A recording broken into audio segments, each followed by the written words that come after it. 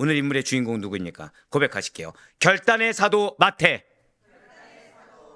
그렇습니다. 결단의 사도 마태이고요. 그 가운데 우리에게 주시는 하나님의 말씀은 마가복음 2장 13절로 17절 말씀. 마가복음 2장 13절로 17절 말씀, 신약성경 55면에 있는 말씀이 되겠습니다. 마가복음 2장 13절로 17절 말씀, 신약성경 55면에 있는 말씀이 되겠습니다. 정말 간만에 좀 이렇게 긴, 보통 두세 절 이상을 하지 않는데 오늘 간만에 무려 5절이나, 5절이나 나오게 되었어요. 자, 마가복음 2장 13절로 17절 말씀. 자, 신약성경 55면에 있는 말씀 우리 한 절씩 교독하신 후에 마지막 17절 말씀은 한 목소리로 합독하도록 하겠습니다. 제가 먼저 13절 말씀 읽겠습니다. 예수께서 다시 바닷가에 나가심에 큰 무리가 나왔거늘 예수께서 그들을 가르치시니라. 또 지나가시다가 알페오의 아들 레이가 쇠간에 앉아 있는 것을 보시고 그에게 이르시되 나를 따르라 하시니 일어나 따르니라. 그의 집에 앉아 잡수실 때에 많은 세리와 죄인들이 예수와 그의 제자들과 함께 앉았으니 이는 그러한 사람들이 많이 있어서 예수를 따름이러라. 바리새인의 서기관들이 예수께서 죄인 및 세리들과 함께 잡수시는 것을 보고 그의 제자들에게 이르되 어찌하여 세리 및 죄인들과 함께 먹는가. 함께요. 예수께서 들으시고 그들에게 이르시되 건강한 자에게는 의사가 쓸데없고 병든 자에게라야 쓸데있느니라. 나는 의인을 부르러 온 것이 아니요 죄인을 부르러 왔노라 하시니라. 아멘. 네, 그렇습니다. 오늘은 결단의 사도 마태가 바로 그 주인공이 되겠습니다. 자, 사실 이 마태야말로 예수님의 12제자 중에서 베드로와 요한만큼, 사실 야고보보다 여러분들에게 예수님의 제자, 신약성경 인물하면 베드로, 요한, 바울 다음에 많은 분들이 이 마태, 마가, 누가를 얘기합니다. 뭐 그럴 수밖에 없겠죠. 사복음서고 신약성경 시작이 누구예요? 마태복음부터 시작했기 때문이죠. 하다못해 믿지 않는 분들조차도 마태복음은 알 정도로 마태 이름은 많이 알려졌다는 거예요. 자, 그렇다면 우리 사랑하는 성도 여러분들 한번 여쭤보고 또 시작을 하겠습니다. 마태는 무슨 사역을 감당했습니까? 마태 무슨 일 했죠? 아니, 사역이라니까요. 사역. 네. 무슨 사역을 감당했습니까? 네. 요즘 여러분들이 저를 상당히 놀래키고 있어요. 예, 이게 무슨 뜻이냐면 전 여기다 써놨거든요. 예, 마태복음을 기록하였습니다. 이 말은 한 명도 안 났어요. 지금 놀랍게 지금. 예, 보통은 제가 생각한 말씀들을 하셔서 놀랐는데 오늘은 말씀하지 않아서 놀랐습니다. 지금. 예, 좋아요. 예.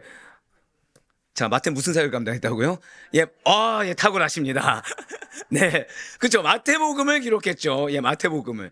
또 무슨 사역을 감당했습니까?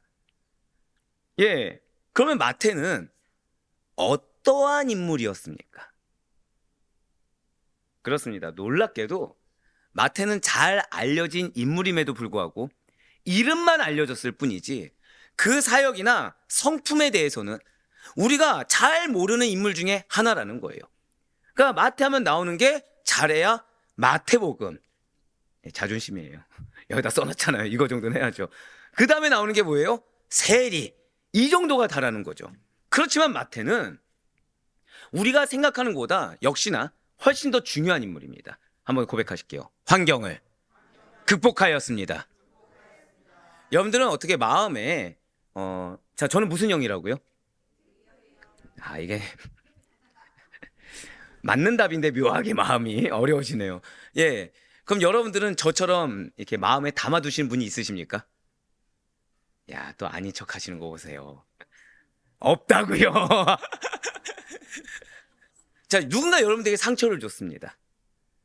누군가 여러분들에게 상처를 줬어요. 그럼 오늘 새벽에 요셉처럼 그 상처는 온데간데 없고 그 영혼을 위해서 나의 모든 걸 바칠 수 있으십니까? 예, 그쵸. 그래야지요라는 건 알지만 하실 수 있겠습니까? 그 영혼을 위해서 내 모든 것을, 나에게 상처 준 사람들을 위해서 마음을 연다 뿐만 아니라 오늘 새벽에 우리가 들으셨죠? 요셉은 마음만 열었습니까? 실질적으로 행했습니까? 그죠? 이렇게 물어보면 이제 실질적으로 행했다가 나오죠. 실질적으로 행했습니다. 마태가 오늘 동일해요, 지금. 한 번 더 고백하실게요. 상처를, 환경을 극복하였습니다. 그러니까 마태는 자신의 성품을 극복한 게 아닙니다. 마태는 외부적인 요인을 극복했습니다. 자, 뭐라고요? 외부적인 요인을 극복했습니다. 그러니까 제가 오늘 말씀을 사실은 그동안 금철 설교 중에 제일 마지막까지 탈고하고 제일 마지막까지 늦게 끝난 설교 원고가 바로 오늘 메시지입니다. 왜냐하면 하나님이 여러분들을 너무 잘 아시는 거예요. 네, 감사해요. 정말로 아멘이죠. 너무 잘 아시는 거예요. 지금도 좀 눈가가 촉촉해지는데, 근데 질책치 아니하시고 위로를 선택하셨습니다. 왜일까요? 나로 말미암아, 상처받은 나로 말미암아 상처를 상처로 갚는 것이 아니라 상처를 사랑으로 갚길 원하신다는 거예요. 그래서 오늘 말씀을 여러분들에게 허락하신 것입니다. 마태는 제가 너무 놀란 거는 전 17절 말씀을 항상 얘기를 잘하죠. 여러분들 예수님 만나려면 어떻게 하셔야 됩니까? 제가 항상 드린 말씀이지만 내가 죄인이라고 고백하면 됩니다. 그래서 이 구절은 항상 제가 여러분들에게 회개를 촉구하는 메시지 중에 하나예요. 근데 오늘은 그렇지 않아요. 오늘은 그렇지 않습니다. 오늘은 전혀 다른 메시지를 주셨어요. 예, 맞습니다. 마태는 정말로 중요한 일입니다. 마태는 진실로 오늘날 환경 때문에, 외부적인 요인 때문에 상처받은 우리들에게 마치 고백하실게요. 하나님의 선물. 하나님의 선물과도 같은 인물이 바로 이 마태입니다. 그리고 오늘 하나님께서는 우리에게 마태를 통해서 놀라운 은혜와 놀라운 위로의 선물을 주실 줄을 정말 믿으시길 바라요. 단 한 명의 예외 없이 모두 다 우리 한번 선포하실까요? 나는 오늘 하나님의 선물을 받겠습니다. 단 한 명이 없이 하나님의 선물을 받아 나아갈 수 있는 우리 모두가 되길 간절히 소망합니다. 자, 이러한 마태는 예수님의 12제자 가운데 당연히 한 사람이 되겠죠. 그의 고향은 갈릴리 가버나움 근방이며 경건한 유대인 가정의 출신입니다. 어떤 가정이요? 경건한 유대인 가정의 출신으로 아버지의 이름은 알페오예요. 마태의 이름의 뜻이 무엇이겠습니까? 마태의 이름의 뜻. 우리 옆에 있는 분한테 한 번 더 이렇게 인사하실게요. 당신이 하나님의 선물입니다. 그거예요. 마태의 이름의 뜻이 무엇이라고요? 하나님의 선물입니다. 마태의 이름의 뜻이 하나님의 선물입니다. 네, 하나님의 선물이에요. 축복이 있을지어다. 내 걸로 하시라니까요. 내 걸로. 하나님의 선물이십니다. 예, 맞아요. 그리고 그는 오늘 본문에서는 좋아요. 마태의 이름 뜻이 무엇이라고요? 하나님의 선물이죠. 예, 여러분들에게 위로를 왜 하십니까? 여러분들 통해 누군가가 하나님의 선물을 맞이해야 됩니다. 여러분들 통해 누군가가 여러분들이 실족의 대상, 어려움의 대상이 되는 것이 아니라 하나님의 선물을 받을 수 있어야 된다는 거예요. 누굴 통해서요? 나를 통해. 예, 그리고 그는 오늘 본문에서 이렇게 하나님의 선물이라는 이름을 일컫는 마태는 오늘 본문을 통해서 무엇이라고 불리고 있습니까? 마가복음 2장 14절에서는 알페오의 아들 레위라고 불리고 있다는 거예요. 그리고 누가복음 5장 27절과 29절에서는 마태를 그냥 레위라고 부르고 있습니다. 자, 마가복음 2장 14절의 말씀과 누가복음 5장 27절 29절 말씀 같이 보시겠습니다. 또 지나가시다가 알페오의 아들 레위가 세관에 앉아있는 것을 보시고 그에게 이르시되 나를 따르라 하시니 일어나 따르니라. 그 후에 예수께서 나가사 레위라 하는 세리가 세관에 앉아있는 것을 보시고 나를 따르라 하시니 레위가 예수를 위하여 자기 집에서 큰 잔치를 하니 세리와 다른 사람이 많이 함께 앉아있는지라. 아멘. 자, 지금 우리는 분명히 마태복음, 마태 이름을 마태로 알고 있죠, 우리는. 근데 지금 또 다른 이름이 등장했습니다. 어떤 이름이에요? 레위입니다. 마태와 레위. 자, 둘 중에 무엇이 본명일까요? 무엇이 본명일까요? 야, 이게 제가 못돼서 자, 마태라 생각하시는 분, 레위라 생각하시는 분 하고 싶지만, 그러니까 이게 우리의 지금 현실이죠. 자, 우리가 분명히 신앙생활을 길게는 뭐 3, 40년 이상 하셨고 짧게도 몇 년 이상은 우리가 했습니다. 근데 마태복음은 아는데 마태의 본명을 모르고 있어요, 우리가. 자, 레위가 본명입니다. 예, 레위가 본명이에요. 하나님의 선물이라는 뜻을 가진 마태라는 이름은 예수님을 만난 다음에 예수님께 받은 이름입니다. 레위는 예수님께 마태라는 이름을 새롭게 받았다는 것이죠. 네, 그렇습니다. 마태는 원래 레위입니다. 정확히는 히브리식 이름인 레위입니다. 하지만 예수님을 만난 다음에 예수님께 헬라식 이름의 마태를 별칭으로 받게 되었다는 거예요. 그래서 마태는 본명인 레위보다 마태로 많이 알려져 있다는 것입니다. 본명은 무엇이라고요? 레위이고 별칭, 예수님께 붙여준 별칭이 마태인데 공교롭게 뭐가 제일 잘 알려져 있습니까? 마태가 더 잘 알려져 있다는 거예요. 자, 이것이 일반적일까요? 일반적이지 않을까요? 일반적이지 않죠. 보통은 본명을 사람들이 많이 알고 있고 새롭게 생긴 이름의 경우에는 마치 애칭이나 별칭 정도로 알며 가끔 부르는 것이 일반적입니다. 아예 개명을 한 경우가 아닌 이상에는 별칭이 더 유명한 경우는 좀 드물다는 거예요. 그런데 왜 레위의 경우에는 본명인 레위보다 별칭인 마태가 더 유명한 것입니까? 그 이유는 레위가 예수님의 제자가 된 이후에는 주로 마태로만 불려졌고 또 절대 고백하실게요. 그렇게 사용되어졌습니다. 맞아요. 하나님의 선물이라는 마태의 이름에 합당하게 사용되어졌다는 것이죠. 사랑하는 성도 여러분들, 우리는 옛 모습이 중요한 자들이 아닙니다. 우리는 옛 성품이 중요한 자들이 아닙니다. 우리는 거듭난 정체성이 중요합니다. 마치 레위가 본명이었고 옛 자신의 어떠한 모습이 있었지만 실제적으로는 예수님이 마태라고 이름 불러주셨고 하나님의 선물이라는 그 이름에 합당하게 한 번 더 고백하실게요. 사용되어졌다. 사용되어졌을 때 그것이 가장 유명하고 하나님이 기억하셨듯이, 자, 제가 방금 뭐라 말씀드렸죠? 하나님이 레위를 기억하신 것입니까? 마태를 기억하신 것입니까? 마태를 기억하셨듯이 우리의 삶에 있어서도 나의 옛 성품, 옛 모습이 중요한 것이 아니라 거듭난 이후에 하나님의 사명을 받은 자라는 그 정체성에 합당하게 살아가는 것이 가장 중요하다는 사실을 잊지 마시길 바라요. 우리가 무엇으로 유명해져야 되는 것입니까? 옛 모습으로 유명해지고 옛 모습으로 왈가왈부해진 것이 중요한 것이 아니라는 거예요. 거듭난 이후에 하나의 뜻에 합당하게 쓰임받는 모습이 우리가 드러나야 함을 잊지 마시길 바라요. 하나의 뜻에 합당하게 사용되어짐이 우리가 다른 나의 옛 모습보다 옛 성품보다 훨씬 더 널리 알려지고 쓰임받을 수 있는 여러분과 제가 되길 간절히 소망합니다.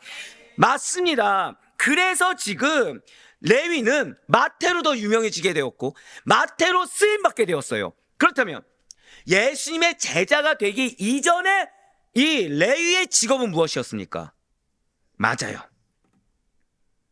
잘 아시는 것처럼 세리였습니다. 세리였어요. 당시의 세리들은 여러분들 어떻게 기억하고 계시나요? 사회적으로 멸시받는 자들, 인정받지 못한 자들이었죠.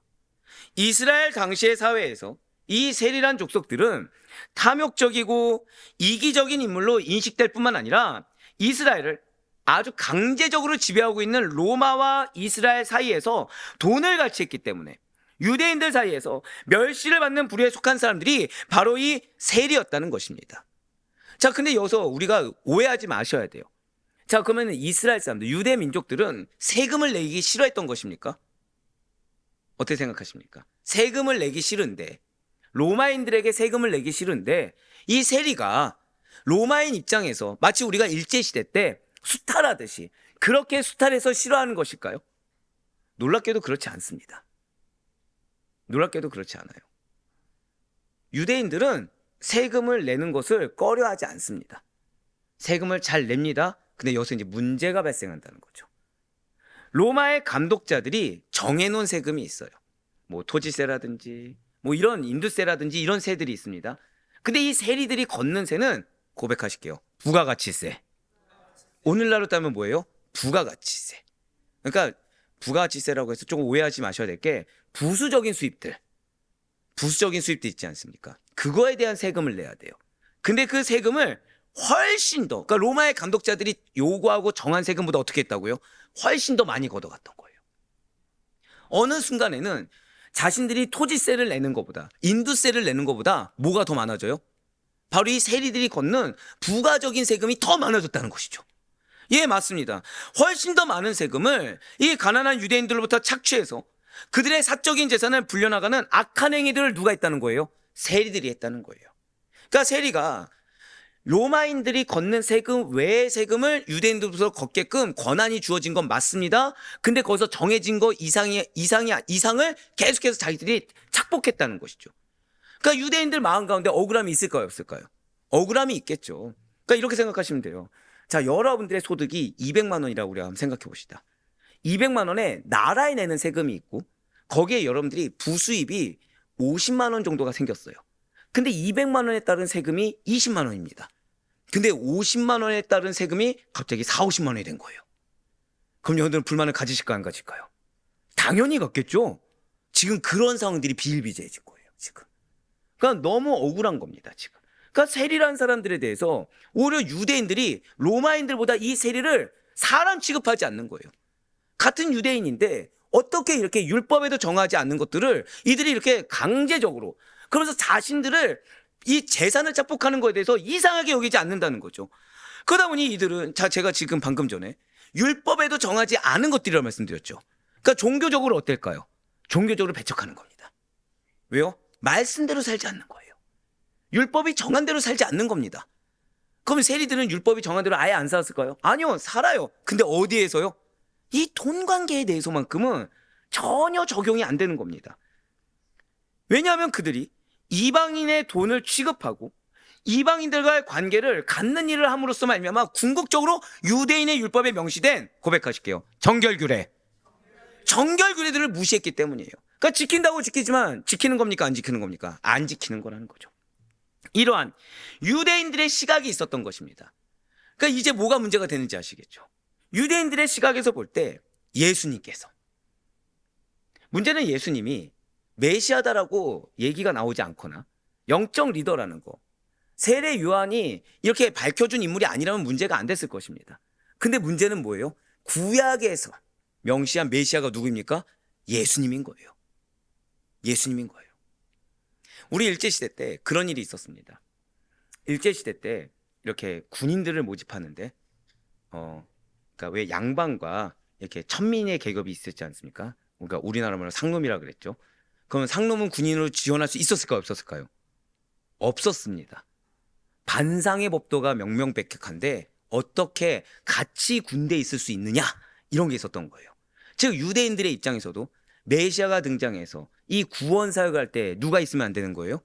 이방인이 있으면 안 되는 거예요. 율법에서 어긋난 세리와 창기와 같은 자들이 있으면 안 되는 겁니다. 누구로만 구원을 이루어야 되는 것입니까? 유대인들로만. 정결하게 율법을 잘 지키는 자들로만. 즉 구원받아서 이 땅 가운데 메시아의 나라를 같이 완성할 자들이 정해졌다고 착각하고 있었다는 거예요. 그러니 이 세리는 구원받을 수가 없는 인물인 겁니다. 아니 그런 생각을 할 수조차 없는 거예요. 마치 뭐가요? 양반과 상놈이 같이 겸상할 수 없다고 여겼던 당시의 시대처럼 이 유대인들이 그랬다는 거죠. 그런데 이 유대인들의 시각에 보지 말아야 될 것이 보여진 겁니다. 그것이 무엇이에요?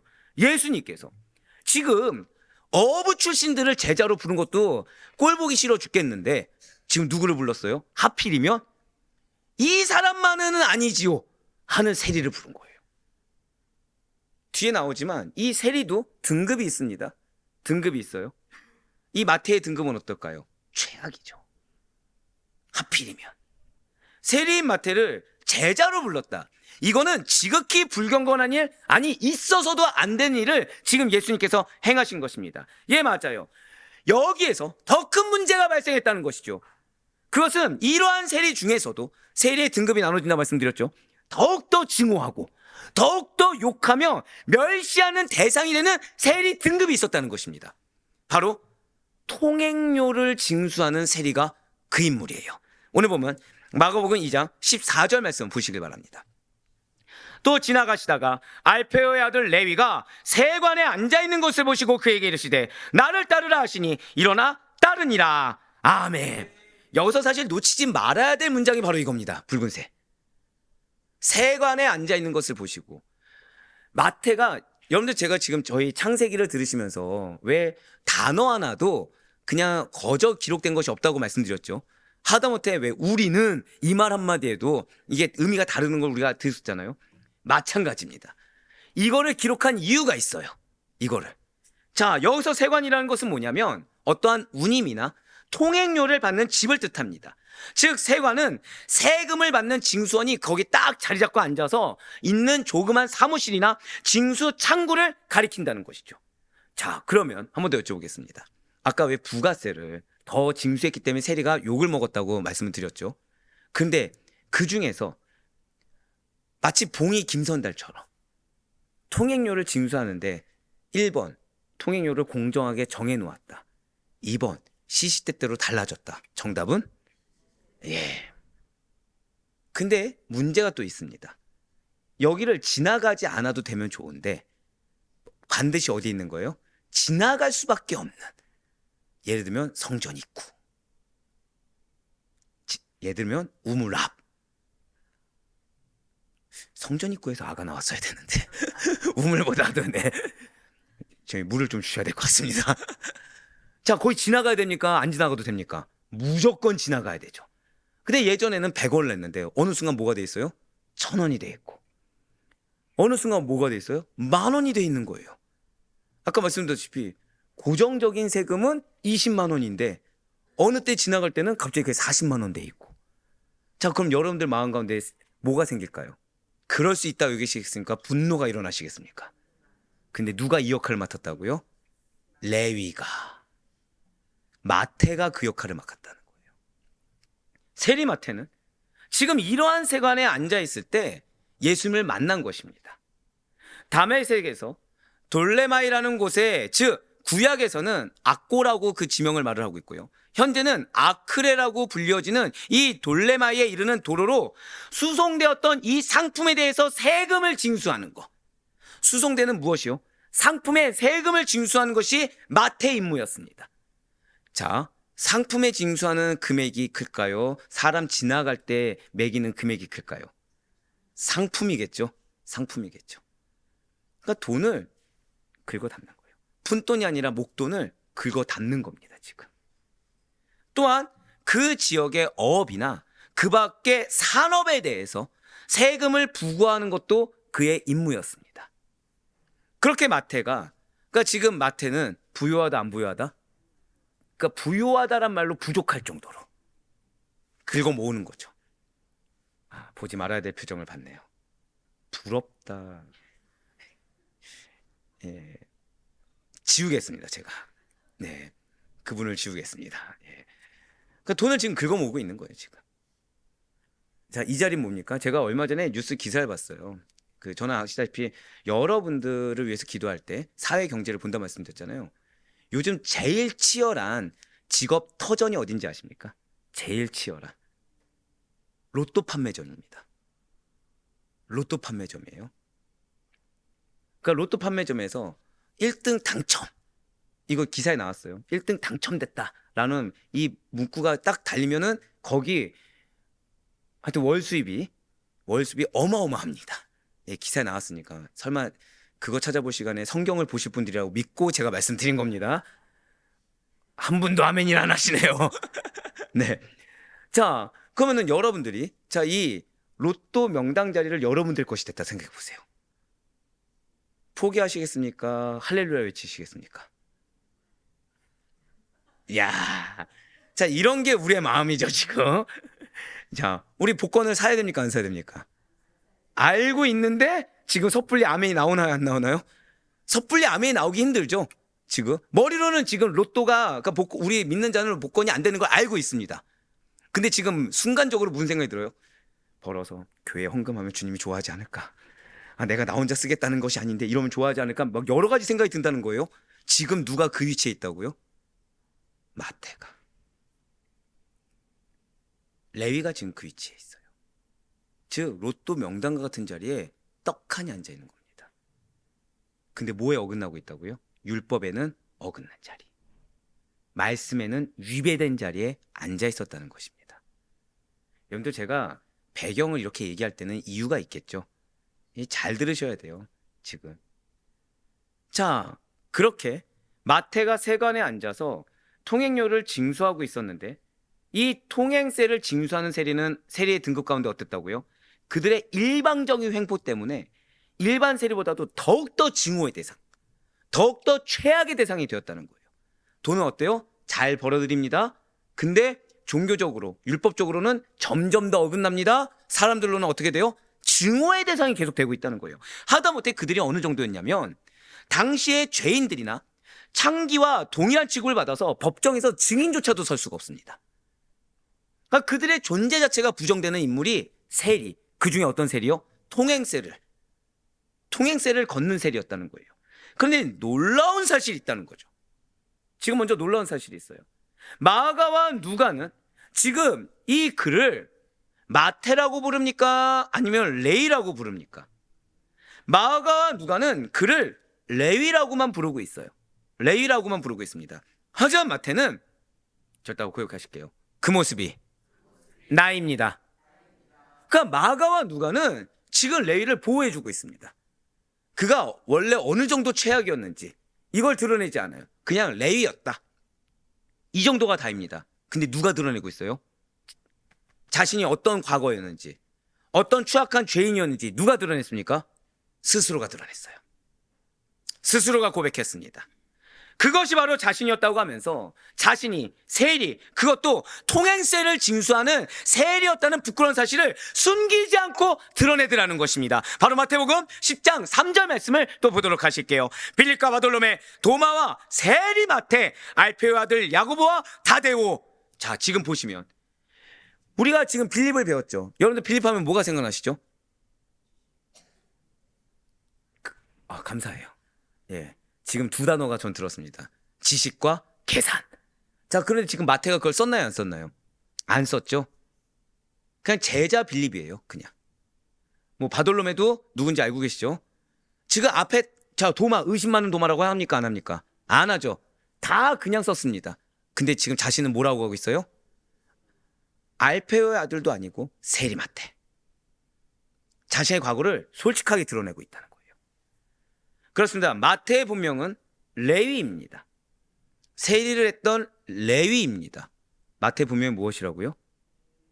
레위하면 뭐가 생각나시죠? 바로 그거죠. 여기서 더 충격적인 사실이 발생하죠. 마태는 레위 지파입니다. 그렇다면 레위 지파 출신의 부모가 자신의 자녀에게 뭘 바랄까요? 제가 저희 자녀에게 1번 목회자, 2번 로또 판매자. 뭘 바랄까요? 둘 중에 하나라고 하면 뭘 바라겠습니까? 목회자겠죠. 지금 레위 지파인 부모는 마태에게 무엇을 기대했을까요? 마태의 부모는 그가 레위 지파가 어떤 지파예요? 우리 고백하시겠습니다. 제사장 직분을 계승할 것으로 기대하고 있다는 거예요. 그런데 그는 제사장은커녕 이것만은 아니었으면 좋겠다. 사람들이 경멸하는 로마의 하순이고 로마의 하순인 세리 중에서도 통행세를 받는 그 세리가 되어버렸다는 거예요. 그리고 이 사실은 그로 하여금 자신의 존재의 정체성과 자신의 삶, 부모조차도 인정하지 않는 그 자신의 삶에 대해서 심하게 고뇌하도록 만들었다는 것입니다. 진실로 마태는 자신이 레위 지파임에도 불구하고 부모님의 기대인 제사장 직분을 계승하지 못한 데 이걸로 끝나지 아니하고 사람들, 동족들이 경멸에 맞지 않는 세리가 된 것에 대해서 회한을 느꼈습니다. 예, 물론 억지로 된 것이 아니죠. 레위가 돈을 추구하다 보니까 세리가 된 것은 맞습니다. 하지만 정작 사람들에게 경멸을 받는 자신의 처지를 볼 때 무엇이 더 중요한지, 내가 과연 잘못 살고 있는 것은 아닌지에 대한 고뇌가 늘 항상 마태에게 있었다는 거예요. 무슨 말씀이에요? 추구해서 된 것은 맞습니다. 근데 추구해서 됐지만 본질적인 고뇌가 있었다는 것입니다. 산성도님들, 이걸 기억하셔야 돼요. 여러분들이 잘못 선택할 수 있습니다. 여러분들이 잘못된 길을 갈 수도 있어요. 근데 이 잘못된 길을 당연한 듯이 포장해서는 안 됩니다. 잘못된 선택을 당연한 듯이 포장해서는 안 된다는 거예요. 우리가 말씀을 왜 잘 알아야 되는지 아십니까? 그래야 무지하지 않을 수 있기 때문이에요. 당연한 말 같지만 이게 당연하지가 않습니다. 그냥 무작정 예배 드리면 은혜 받지, 이게 아니라 말씀을 통해서 은혜 받으셔야 되고, 그 가운데 성령님과 친밀한 성령의 충만함을 경험해서 영적으로 민감해야 되고, 그래서 내가 가는 길이 최소한 무엇이 문제인지 고백하실게요. 문제인 줄 알아야 합니다. 한 번 더 고백하실까요? 마태처럼. 바로 그거예요. 하나님은 그냥 기회 주시는 것이 아닙니다. 하나님은 그냥 기회 주시는 것이 아니라, 지금 레위는 막 돈만 있게 긁어 모으다가 우연하게 예수님이 불러가지고 제자가 된 것이 아니에요. 그는 자신이 돈을 추구했던 것이 맞아요. 그것도 사람들이 경멸할 정도로. 하지만 돈은 어떻게 해요? 긁어 모을 정도로 오늘날 정말 그런 로또 명단 그 이상의 자리, 통행세를 징수하는 세관이었던 것이 맞습니다. 근데 비록 자신이 그 길을 선택했지만 고백하실게요. 정체성에 대해서는 끊임없이 고뇌하고 끊임없이 갈등했다는 거예요.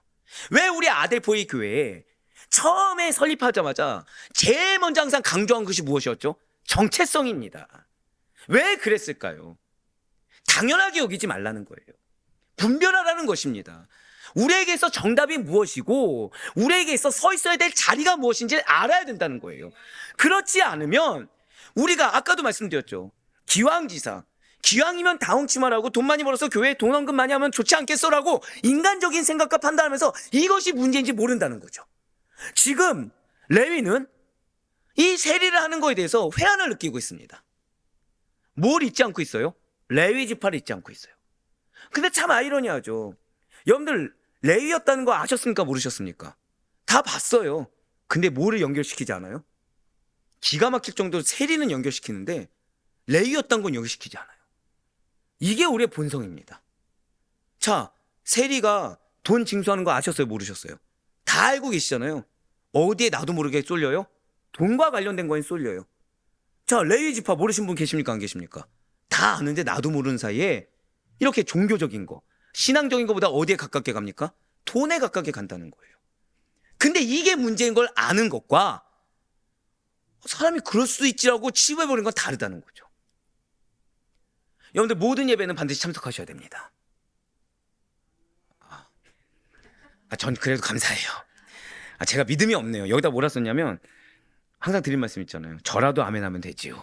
근데 뒤늦게 와도 아멘 하셔야 됩니다. 자, 모든 예배는 정말 참석하셔야 돼요. 참석해서 드리는 예배와 영상은 정말 차이가 있습니다. 자, 그런데 그러면 좋아요. 이걸 내가 알고 있습니다. 모든 예배를 참석해야 되는 거 알고 있어요. 근데 상황이 여의치 않습니다. 생계가 있고 또는 거리가 정말 멀어서 매 새벽마다 왔다 갔다 하기가 너무 힘든 거예요.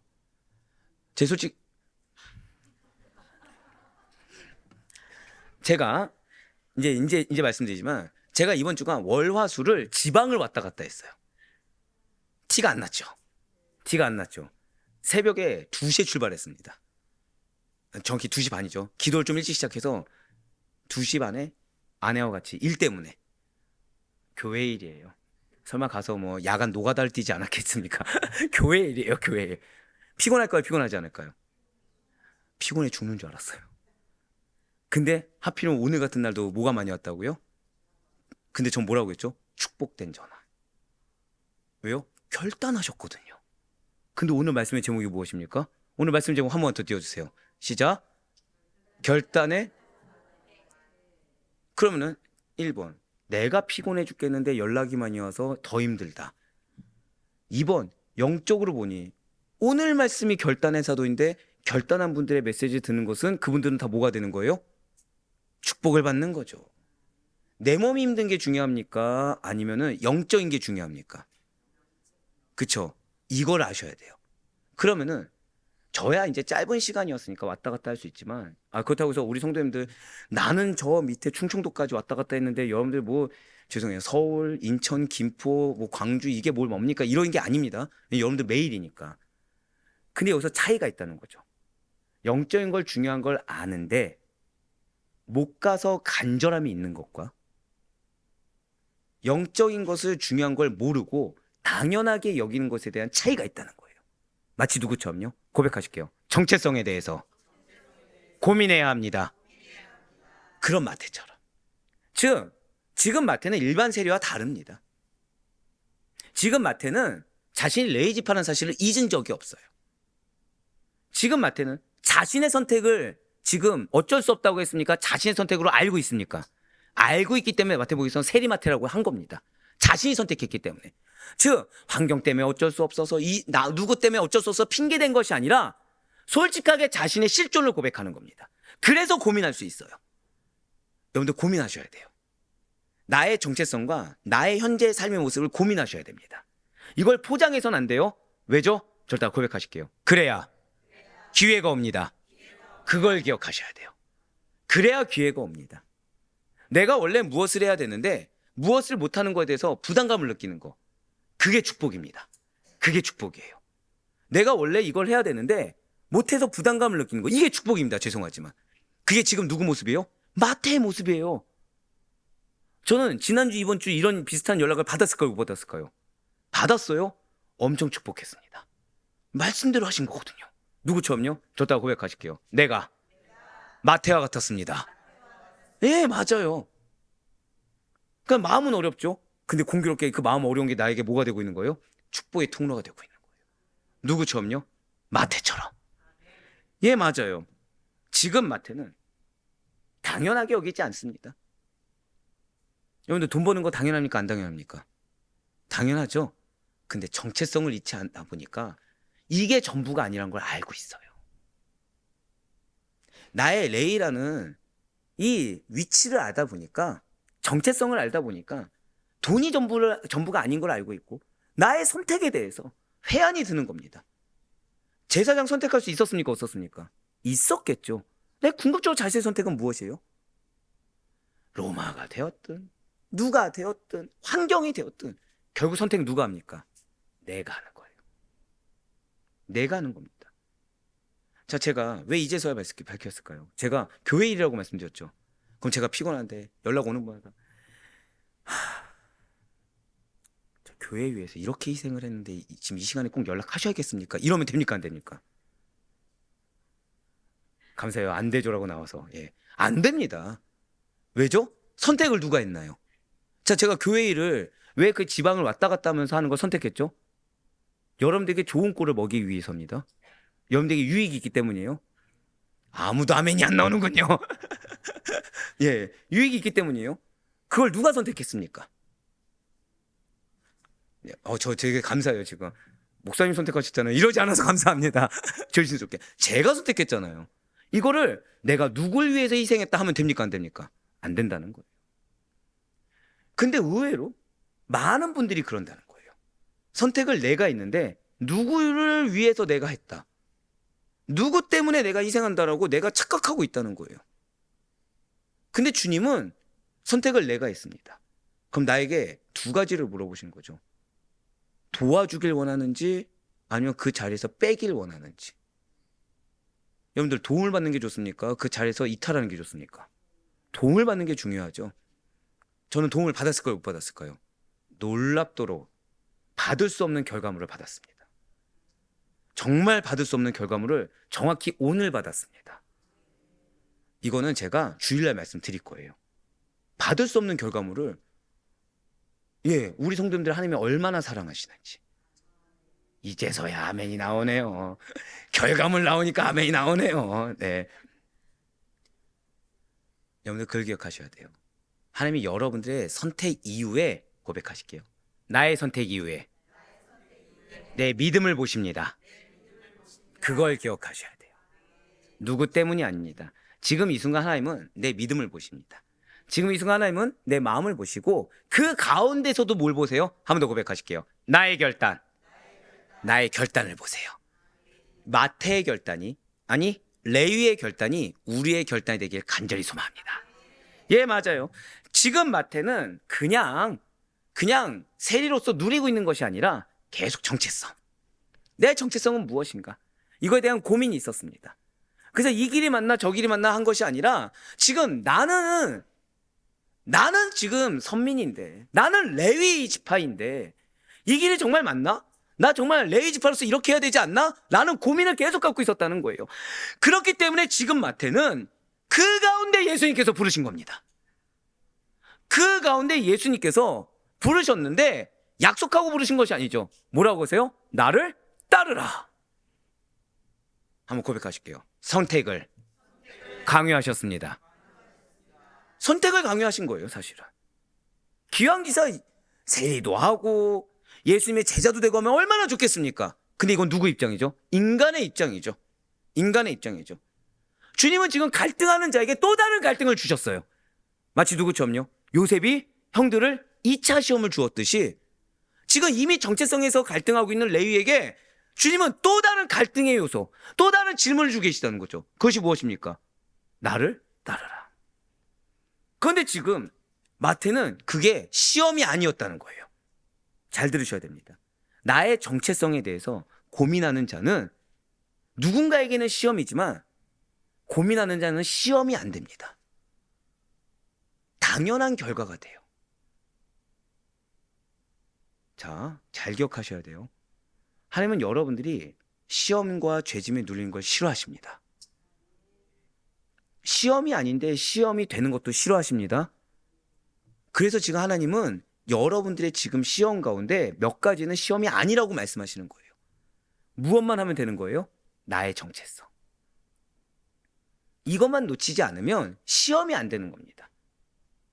자, 지금 이제 뒤에 나오겠지만 지금 엄밀히 따질까요? 마태는 나를 따르라. 이거 시험일까요, 아닐까요? 자, 말씀드렸죠. 돈을 긁어모으고 있습니다. 근데 돈 들고 따라갈 수 있습니까? 버리고 따라가야 됩니까? 역시 여기다 써놨어요. 이거는 아멘이 아무도 안 나올 걸 알고 있었습니다. 버리고 따라야 되죠. 근데 지금 마태는 어떻게 했죠? 곧바로 즉각적인 반응을 보이며 예수님을 따를 수가 있었습니다. 왜요? 고민했기 때문에. 왜요? 정체성을 잃지 않았기 때문에. 따라하시길 바랍니다. 마태는 예수님의 부르심에 즉각적으로 응답했습니다. 맞습니다.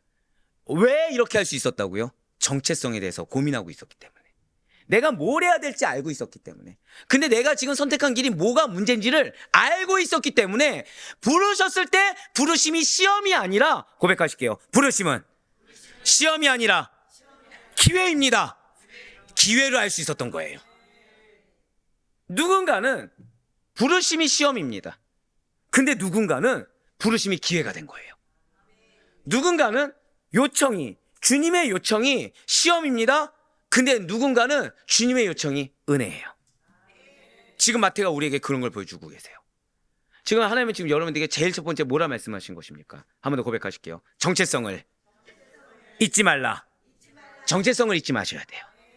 그래야 내가 내 정체성에 합당한 모습과 합당하지 않은 모습을 알 수 있고, 이거에 대해서 끊임없는 고민을 해야 하는 과정 가운데 지금 하나님께서 나에게 무슨 기회를 주는지 깨달을 수가 있다는 거예요. 예, 그렇습니다. 예수님께서는 마태에게 나를 따르라 라고 말씀하셨습니다. 그리고 마태는 즉각적으로 따랐어요. 그런데 여러분, 이렇게 마태가 예수님의 부르심에 즉각적으로 결단을 내린 것은 사실 우리가 방금 들었던 것처럼 레위 지파가 세리된 거 놀랐습니까? 안 놀랐습니까? 놀랍죠. 이거보다도 베드로나 요한이 즉각적으로 순종한 것보다도 더 충격적인 일이라는 거예요. 왜냐하면 어부는요, 이거는 이제 고대 근동사를 살펴봐야 됩니다. 어부는 다시 그 직업으로 돌아가는 것이 가능합니다. 자, 당시에 어부는 사람들의 직업 선호도가 1위였을까요? 천대받았을까요? 천대받았죠. 그럼 하려는 사람이 있을까요? 없을까요? 없었습니다. 그러니까 내가 어부로 돌아가고자 하면 얼마든지 돌아갈 수 있습니다. 하지만 세리의 경우에는요, 다시 그 직업으로 돌아간 일이 불가능했습니다. 믿음이 너무 좋으신 거 아닙니까, 지금? 저는 여기에서 이 주석의 한 문장이 너무 의구심이 들어서 사실 이걸로 한 몇 시간을 팠어요. 답을 얻었습니다. 왜 그랬는지를 얻었어요. 근데 여러분들은 너무 신뢰해 주시네요. 아, 그랬나 보다. 네, 아, 그랬나 보다. 감사합니다. 예, 이 정도 신뢰. 자, 못된 마음이 들어서 잠시 후에 설명해야지. 자, 게다가 그는 지금 다른 제자들에 비해서, 진짜요라는 표정을 보지 마세요. 진짜 다음에 조금 이따 설명할 거예요. 자, 그는 다른 제자들에 비해서 상대적으로 우월했던 기득권까지도 포기해야 됐습니다. 이미 이건 짐작이 되시죠? 돈을 어떻게 벌었다고요? 긁어 모았으니까. 아이러니하게도 말씀드릴게요. 아이러니하게도 당시의 세리라는 직업은 인격적으로나 도덕적으로나 종교적으로 매우 비난을 받던 직업이었던 것은 맞습니다. 그런데 신기한 건 뭔지 아십니까? 당시 직업 선호도 1, 2순위를 다투는 직업 중에 하나가 무엇이었을까요? 세리 중에 어떤 세리요? 통행세를 받는 세리. 왜일까요? 빨리 돈을 벌 수 있다는 유망한 직종으로서 의외로 많은 사람들의 선망의 대상이기도 했다는 거예요. 그러니까 사람들, 그 당시 때 사람들 그 기록에 보면 뭐라 나와 있냐? 세리를 합니다. 그걸 어떻게 해요? 돈을 벌만큼 벌고 그만둡니다. 그래서 뭘 합니까? 성전에 가서 회개합니다. 오늘날 얘기가 아니에요. 당시의 얘기입니다. 아유가 나오는 게 정상이에요. 당시 어떻게 했다고요?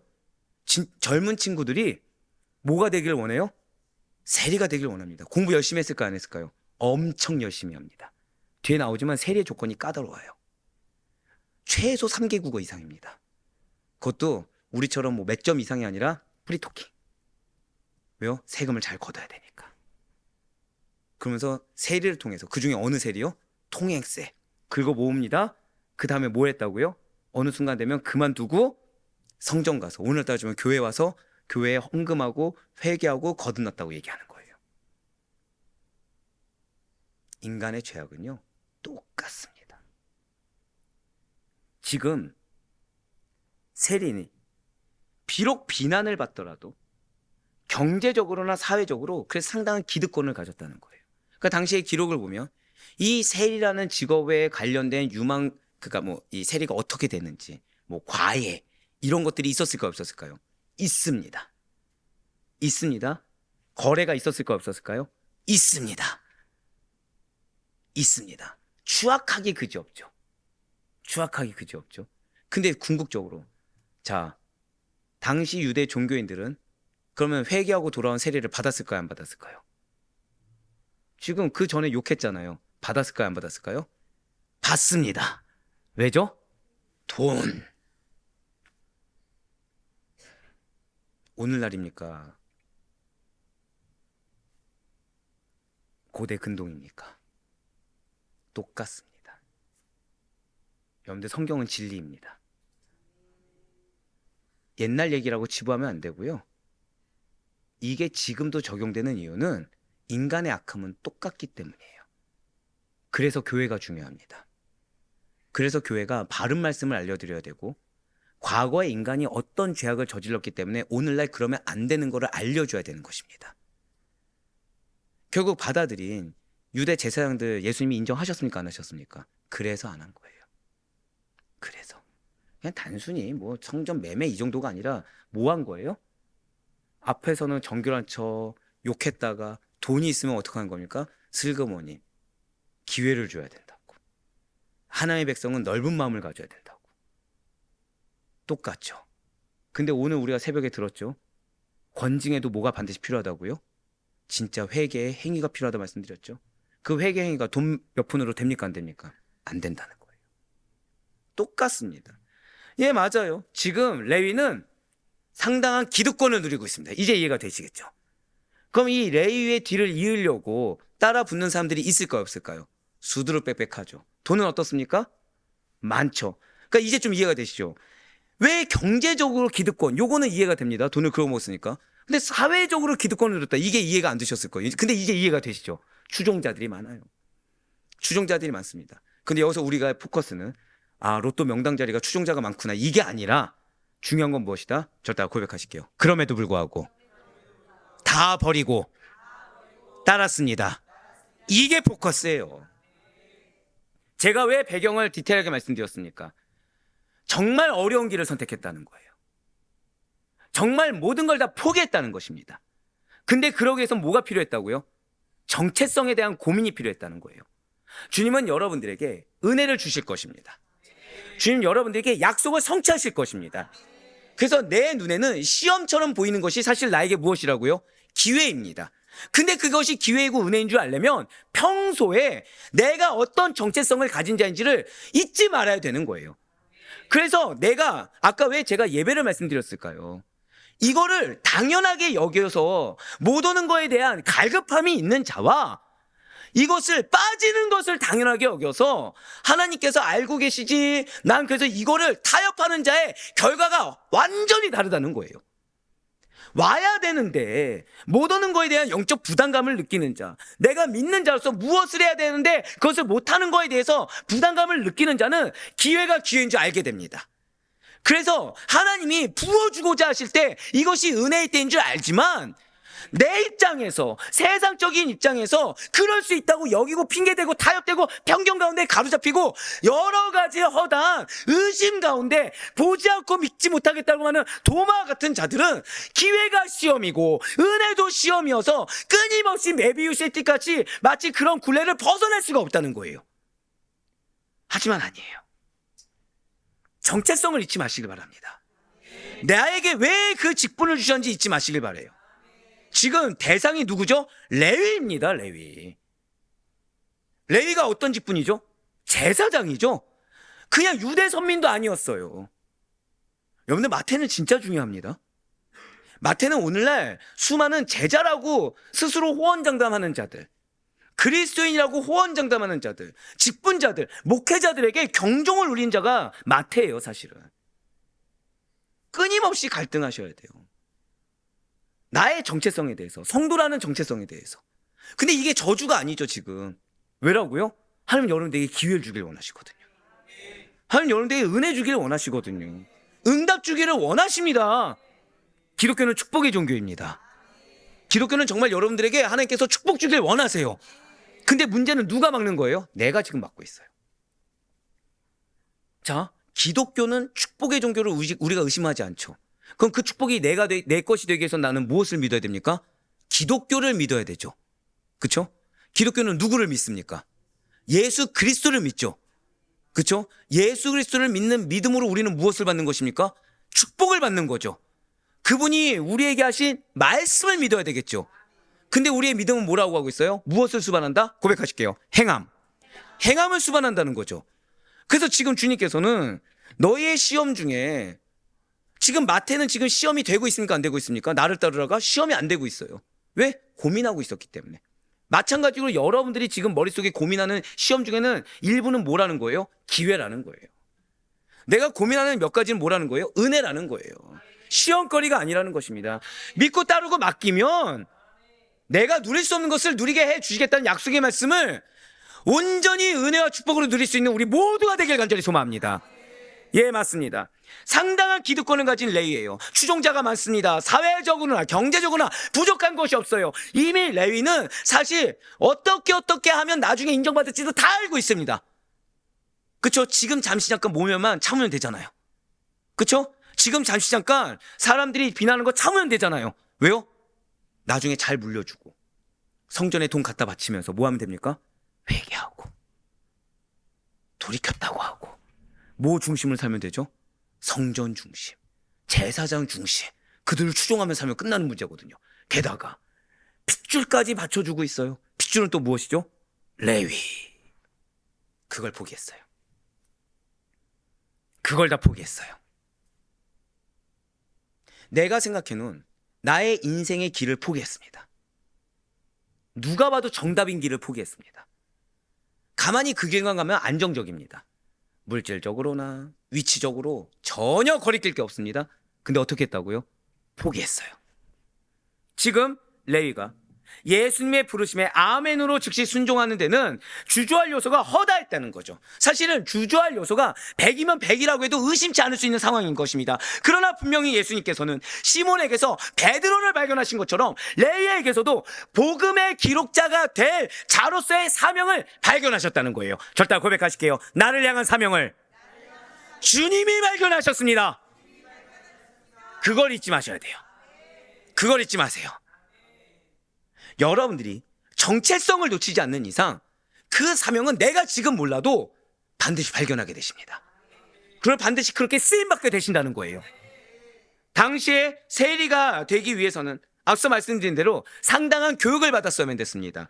그래서 어떠한 계산, 장부 관리에 더해서 거기에 더해 최소한 3개 국어 이상인데 사실은 4개 국어죠. 왜요? 아람어, 헬라어, 히브리어, 라틴어 등을 능수능란하게 해야 했기 때문에 마태는 공교롭게도 복음의 기록자로서도 손색이 없었다는 거예요. 그렇습니다. 예수님의 부르심에는 영원한 생명의 유업과 더불어서 놀라운 복음 선교의 동역자로서의 초청이 있었고, 이 마태가 세리로서의 과정을 거친 것은 하나님께서 쓰실 때가 있었기 때문에 여기서 마태는 위대한 결단을 했다는 거예요. 그리고 이러한 마태를 향한 부르심은 사실 가장 사악한 사람조차도, 갱생될 가능성이 전혀 없어 보이는 사람조차도 용서받을 수 있고 변화될 수 있으며 쓰임받을 수 있음을 보여주는 중요한 사건입니다. 자, 이 레위가 왜 중요하다고요? 직분자로서, 성도로서, 목회자로서도 중요하지만 여러분들에게 붙여준, 정말 이 사람이 변화될까?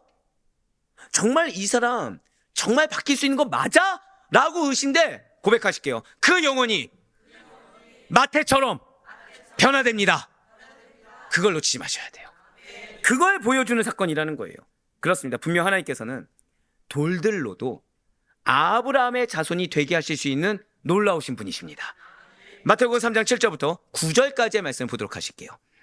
요한이 많은 바리새인들과 사두개인들이 세례 베푸는 데로 오는 것을 보고 이르되, 독사의 자식들아, 누가 너희를 가르쳐 임박한 진노를 피하라 하더냐? 그러므로 회개에 합당한 열매를 맺고 속으로 아브라함이 우리 조상이라고 생각하지 말라. 내가 너희에게 이르노니 하나님이 능히 이 돌들로도 아브라함의 자손이 되게 하시리라. 아멘.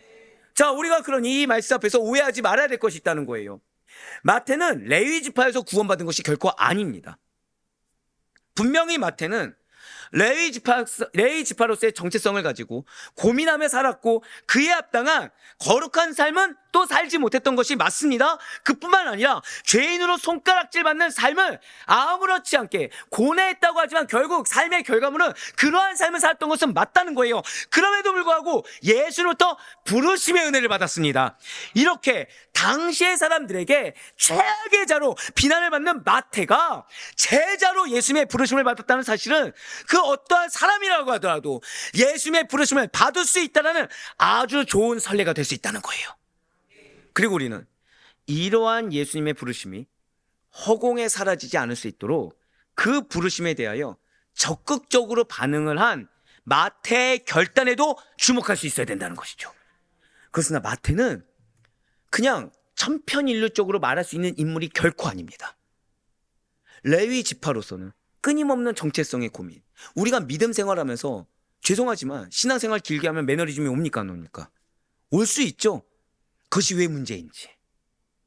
이 정체성을 고민하게 되면 매너리즘은커녕 늘 항상 은혜의 삶을 살 수 있는데 정체성의 고민부터가 시작해야 된다는 사실을 알려주는 인물이며, 그 가운데 당시의 신분적인 것으로는 가능성 없는 자는 없다. 모두 다 변화될 수 있다.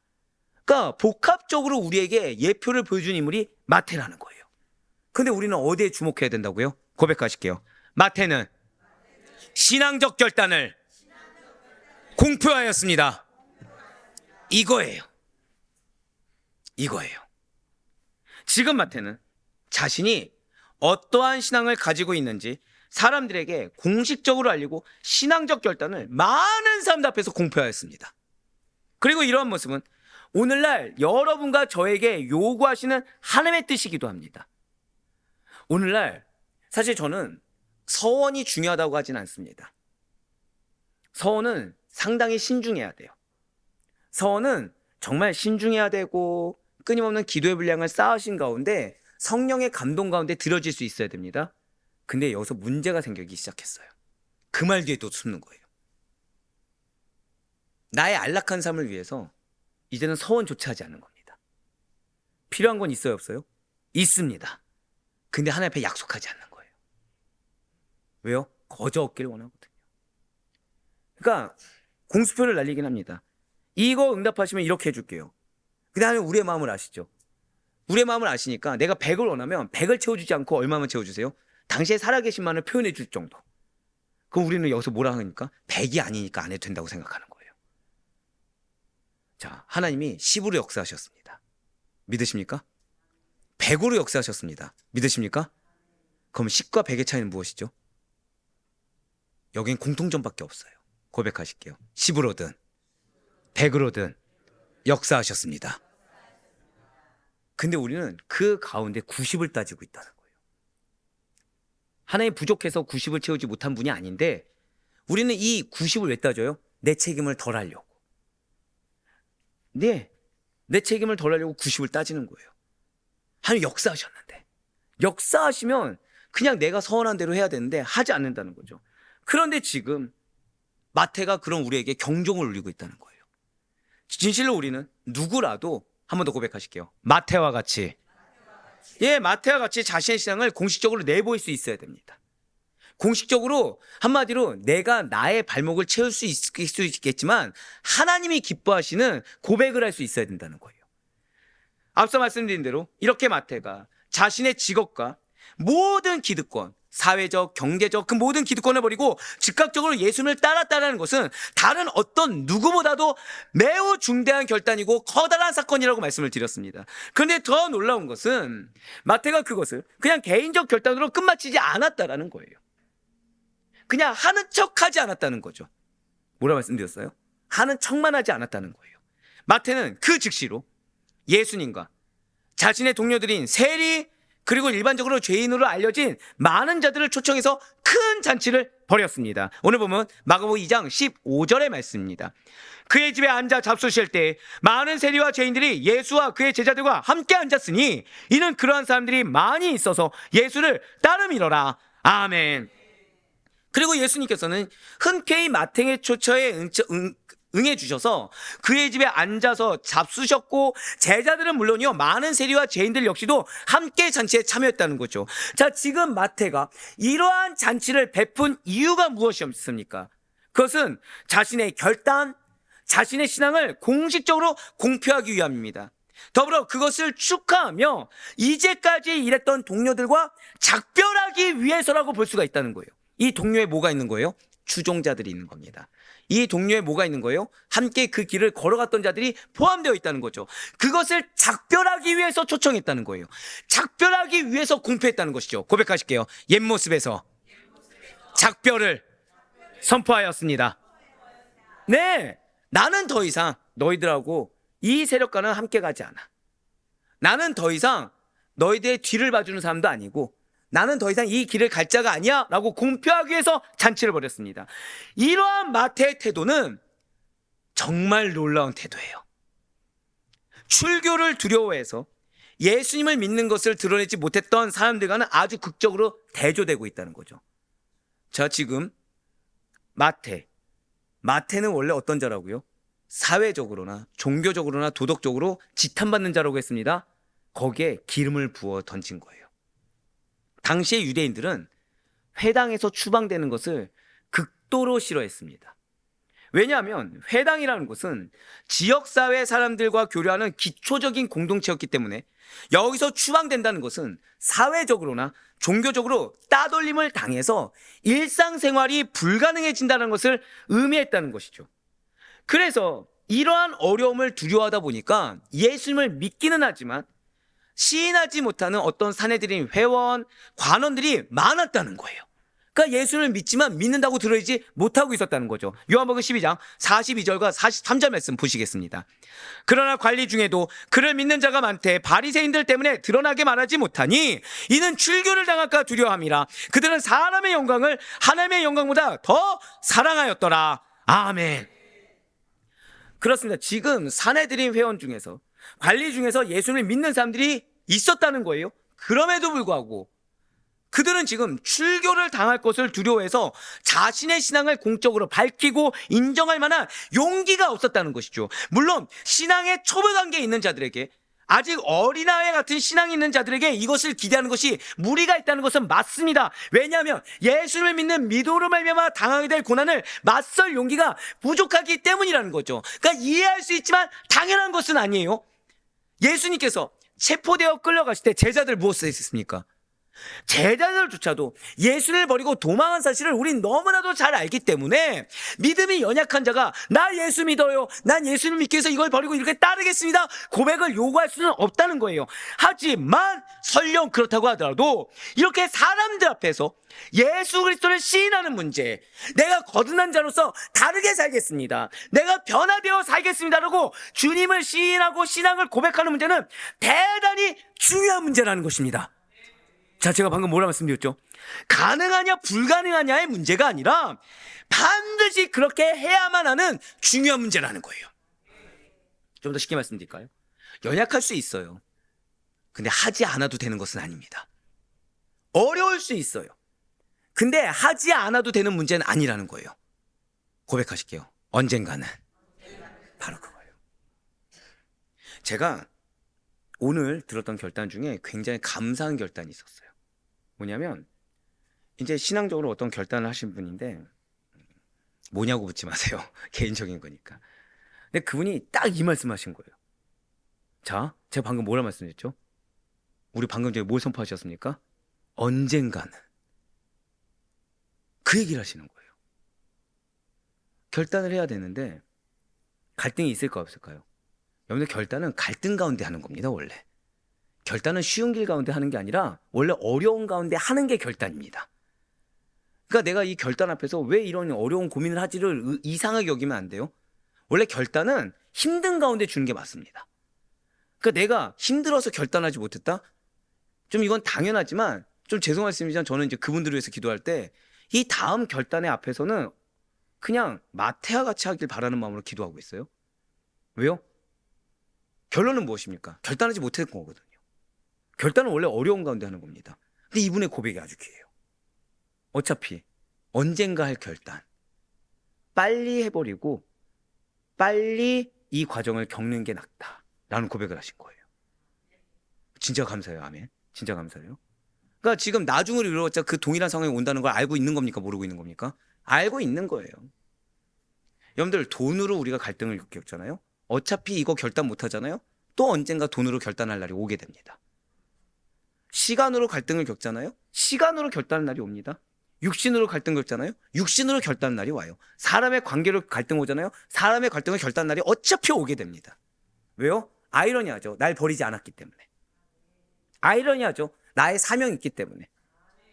근데 내가 편하고자 날 유기해 주세요라고 하실 분들 계십니까? 없다는 거예요. 그분의 고백이 그거예요. 그분의 고백이 그거예요. 언젠가 결단할 거. 차라리 지금 빨리 이 고통의 시간을 빨리 겪고, 하나님께서 결단을 원하실 때는 뭐가 있기 때문에 결단을 원하시죠? 여러분들에게 결단을 왜 요구하시죠? 하나님이? 여러분들 망하라고? 여러분들 실패하라고? 아니요. 고백하실게요. 나에게 승리가 있습니다. 나에게 은혜가 있습니다. 그래서 결단하게 하시는 거예요. 누가 제일 싫어할까요? 사단이 싫어하죠. 그러니까 어려운 요소를 계속 얘기하는 거예요. 어려운 요소. 불가능한 것처럼 보이는 요소를 계속 얘기하는 겁니다. 하지만 기억하셔야 돼요. 불가능한 게 아닙니다. 가능하냐 불가능하냐의 문제가 아니라 반드시 그렇게 해야 할 중요한 문제예요. 감사한 거는 언젠가는 반드시 해야 되는데, 한 번 더 고백하실게요. 기회가 항상 있는 것은 아닙니다. 이걸 기억해야 돼요. 우리. 이미 예수님께서는 우리가 다른 사람들 앞에서 나의 신앙을 증명해 보이는 것, 나의 신앙을 나를 통해 예수 그리스도를 증명해 보이는 것의 중요성을 교훈하신 바가 있습니다. 바로 마태복음 10장 32절과 33절 말씀 같이 읽도록 하시겠습니다. 시작. 누구든지 사람 앞에서 나를 시인하면 나도 하늘에 계신 내 아버지 앞에서 그를 시인할 것이요, 누구든지 사람 앞에서 나를 부인하면 나도 하늘에 계신 내 아버지 앞에서 그를 부인하리라. 아멘. 놀랍지 않습니까? 지금 마태는 자신의 신앙을 사람들 앞에서 공표하였어요. 그러고서 지금 마태는 그 이후에 증명을 받은 거죠. 마태가 알고서 자신의 신을 공표했겠습니까? 아니에요. 그냥 자신은 정체성에 대해서 고민했고 예수님의 부르심에 항변하지 않고 아멘으로 순종했으며, 그리고 해야 될 것을 한 겁니다. 그랬더니 누가 인정해 주셨어요? 예수님께서 인정해 주셨어요. 불과 몇 장 뒤에 예수님의 인정을 받게 된 겁니다. 마태가 알고 했겠습니까? 아니요. 모르고 행했는데 그것이 더 복되다고 인정받게 된 거예요. 무모해 보이는, 당시에 가족들이나 주변 사람들이 봤을 때 그 특권을 다 버리고 가는 것이 무모해 보였지만, 그 무모해 보인 선택이 무엇을 가져온 것입니까? 고백하실게요. 승리를 가져왔다. 승리를 가져왔다는 거예요. 분명 마태는 자신의 신앙을 사람들 앞에 공표하였습니다. 사람 앞에 시인해서 결국 예수님의 인정을 받게 됐다는 거예요.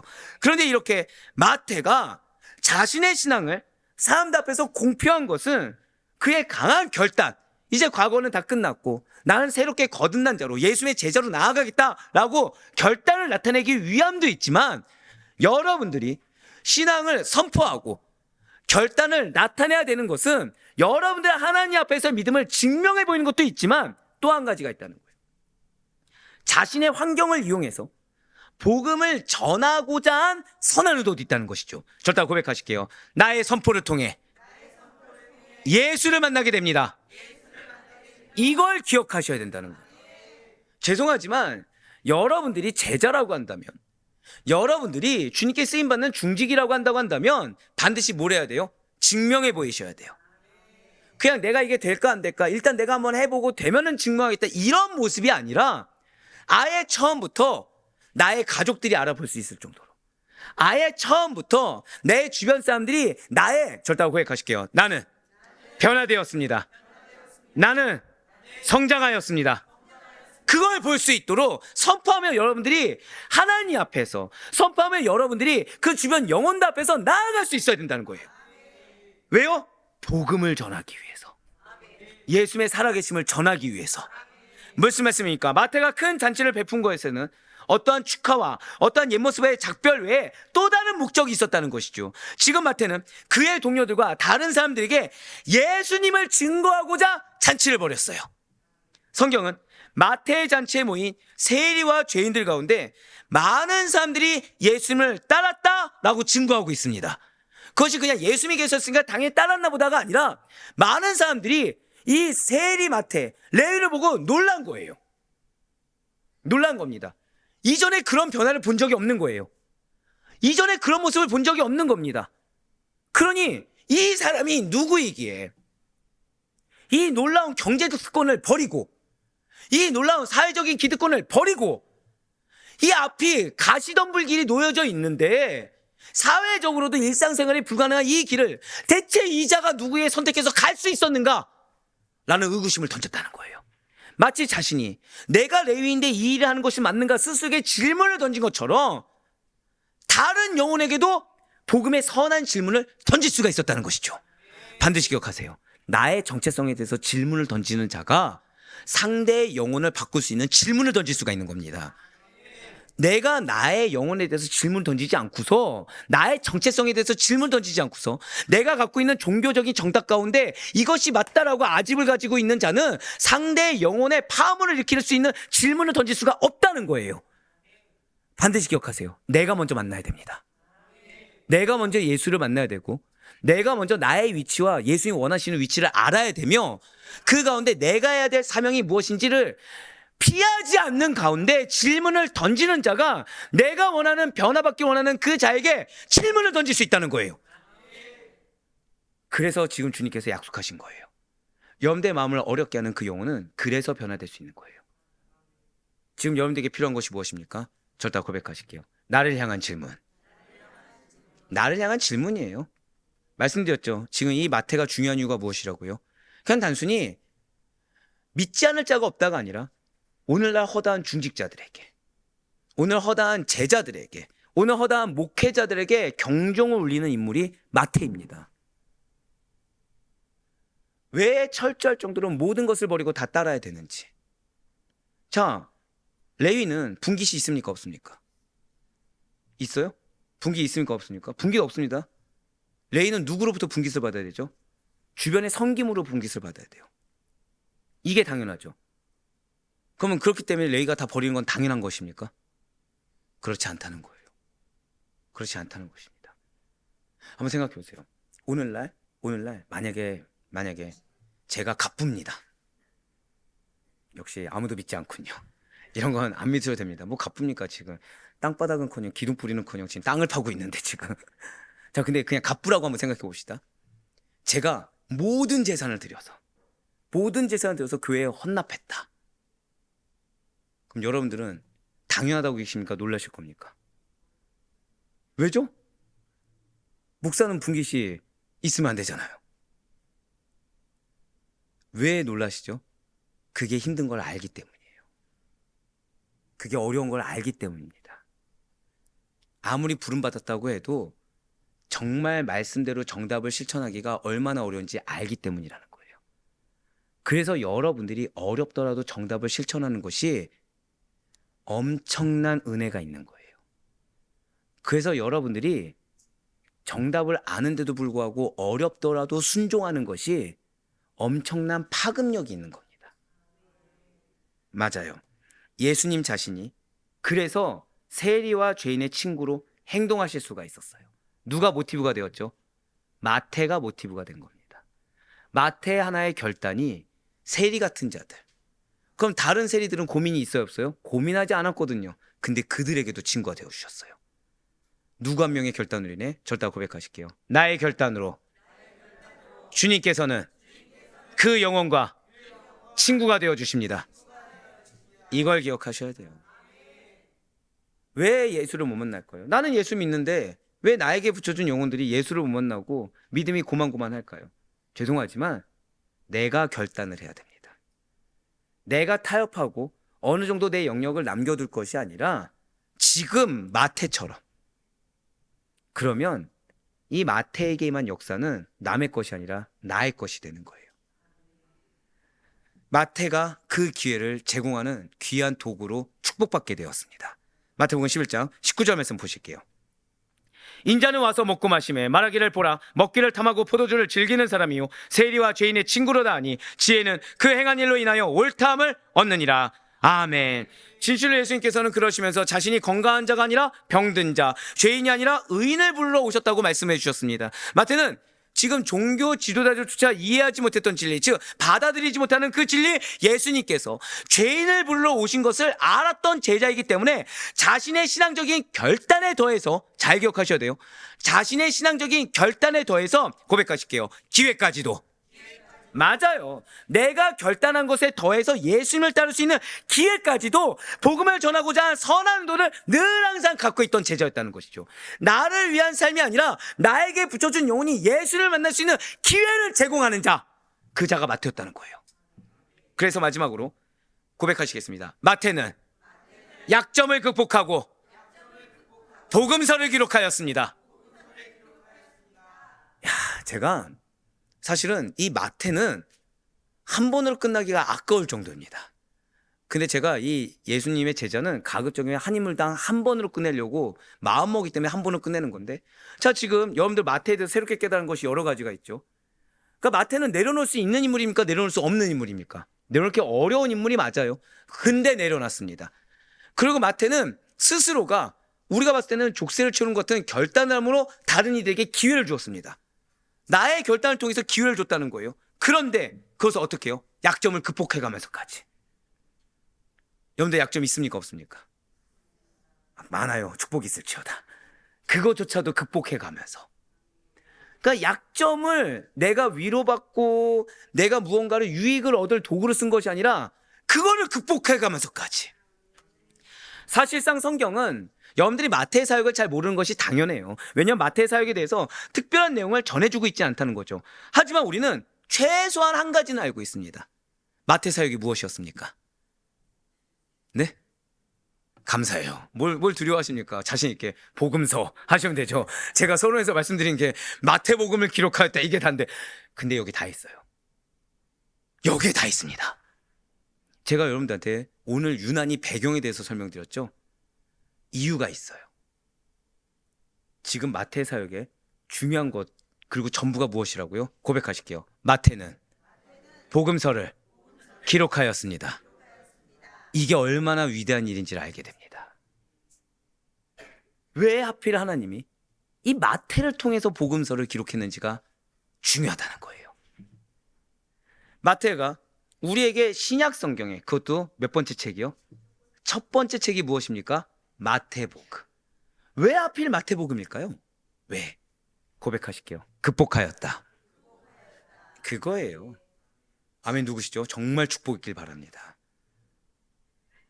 진짜로요. 이게 중요해요, 여러분. 앞서 말씀드린 대로 마태 똑똑합니까? 뭐 영적으로 무지합니까? 똑똑하다고 말씀드렸죠. 굉장히 지적으로 예리하며 훈련된 사람이었습니다. 그는 최소한 3개 국어 이상 능통했다고 말씀드렸어요. 그러니 당연히 헬라인, 로마 사람, 히브리인, 뭐 라틴어를 쓰는 그런 지방의 사람들까지도 쉽게 의사소통을 할 수 있었습니다. 앞서 말씀드렸죠. 그냥 몇 점이 아니라 프리토킹이 가능했어야 된다. 능수능란했어야 된다고 말씀드렸어요. 그러면 그가 기록한 마태복음의 대상은 누구입니까? 왜죠? 지금 그는 언어가 능통하잖아요. 자, 한번 여쭤볼게요. 여러분들이 예를 들어서 영어를 능통하게 잘합니다. 그럼 여러분들 어느 부서 섬겨야 됩니까? 영어 능통하게 잘하잖아요. 예? 영어 예배부? 그렇죠. 우리가 그렇게 생각할 수 있죠. 영어 능통하면 좋아요. 예를 들어서 우리 권사님 피아노를 잘 치십니다. 그럼 뭐 섬겨야 되죠? 찬양 쪽 반주. 자, 지금 마태는 다시 여쭤볼게요. 3개 국어에 능통합니다. 그럼 무슨 사역을 해야 되죠? 어떤 말씀 사역이요? 야, 이 교묘하게 말씀 사역이라고 하셨어요 지금. 자, 누구에 대한 말씀 사역을 해야 됩니까? 이방인 선교 말씀 사역이죠.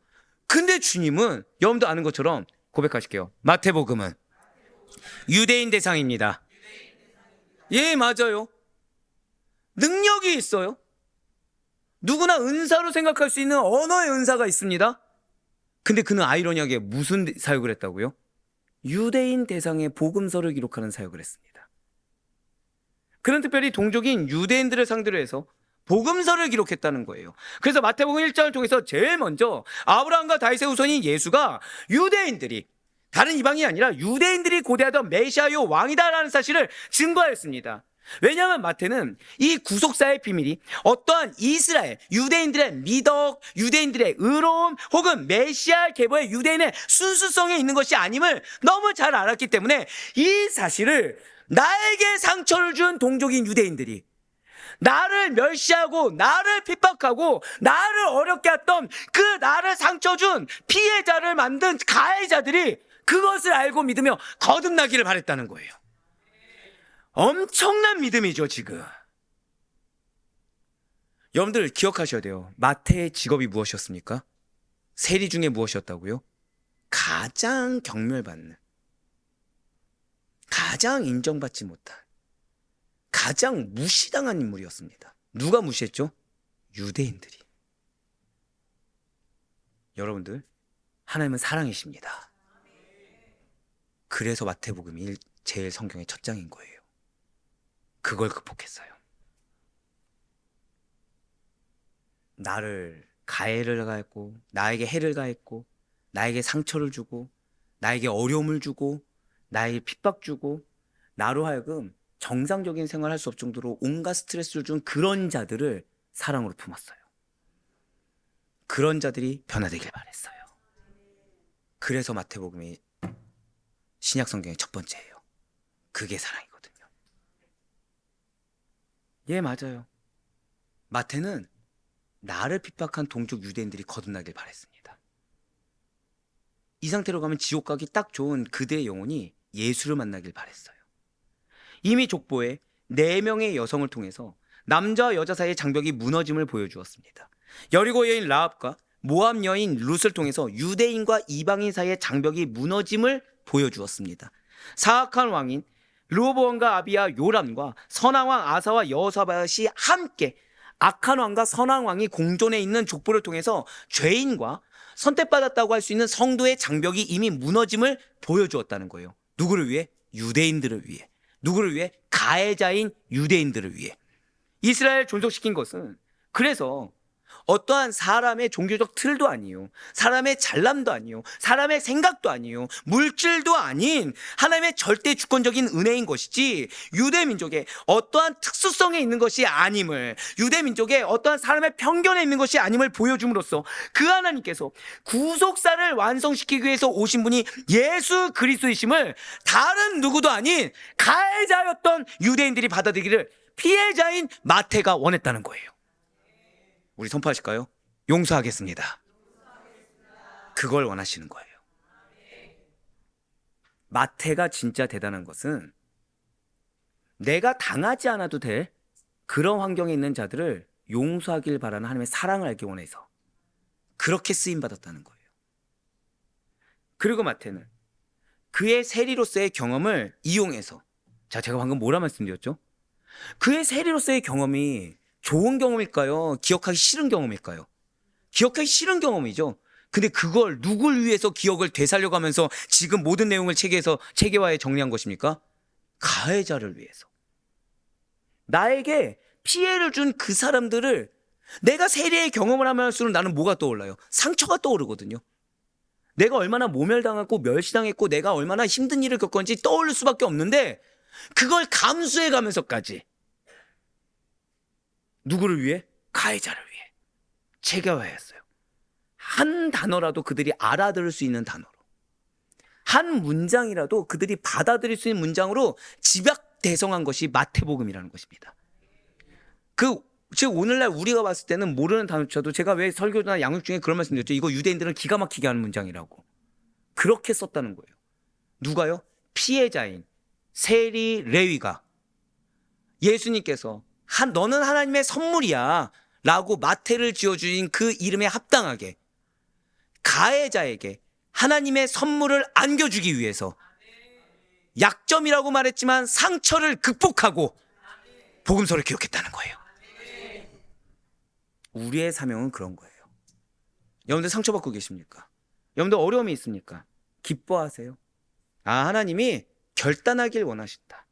우리 한번 고백하실까요? 내가 그 영혼을 사랑합니다. 그걸 원하세요. 할 수 있는 그 영혼에게 맞춰주길 원하세요. 무엇만 빼고? 복음만 빼고. 복음만 받아들일 수 있다고 한다면 나까지 내려놓을 수 있는 그 믿음을 칭찬하세요. 그래서 그 믿음을 행한 자에게 뭐라 하시는 거예요? 너가 오베데돔의 집이 받는 축복을 받게 되는 거야. 그 축복을 허락해 주시는 거예요. 왜요? 내 자존심, 내가 가진 생각, 판단 다 내려놨거든요. 피해자일 수 있어요. 피해자일 수 있죠. 내가 희생양일 수 있죠. 근데 뭐가 더 중요한 거예요? 구원이 더 중요했거든요. 지금 마태는 내가 어떤 모멸을 받았는지 중요하지 않습니다. 지금 마태는 얼마든지 나는 헬라어를 잘하니까 헬라어가 내 사역이야. 나는 아람어를 잘하니까 아람어가 내 사역이야. 난 라틴어를 잘하니까 저 로마인들이 내 사역이 할 수 있어요. 근데 마태는 굳이 누구를 대상으로 복음서 썼다고요? 정확히 말씀드릴게요.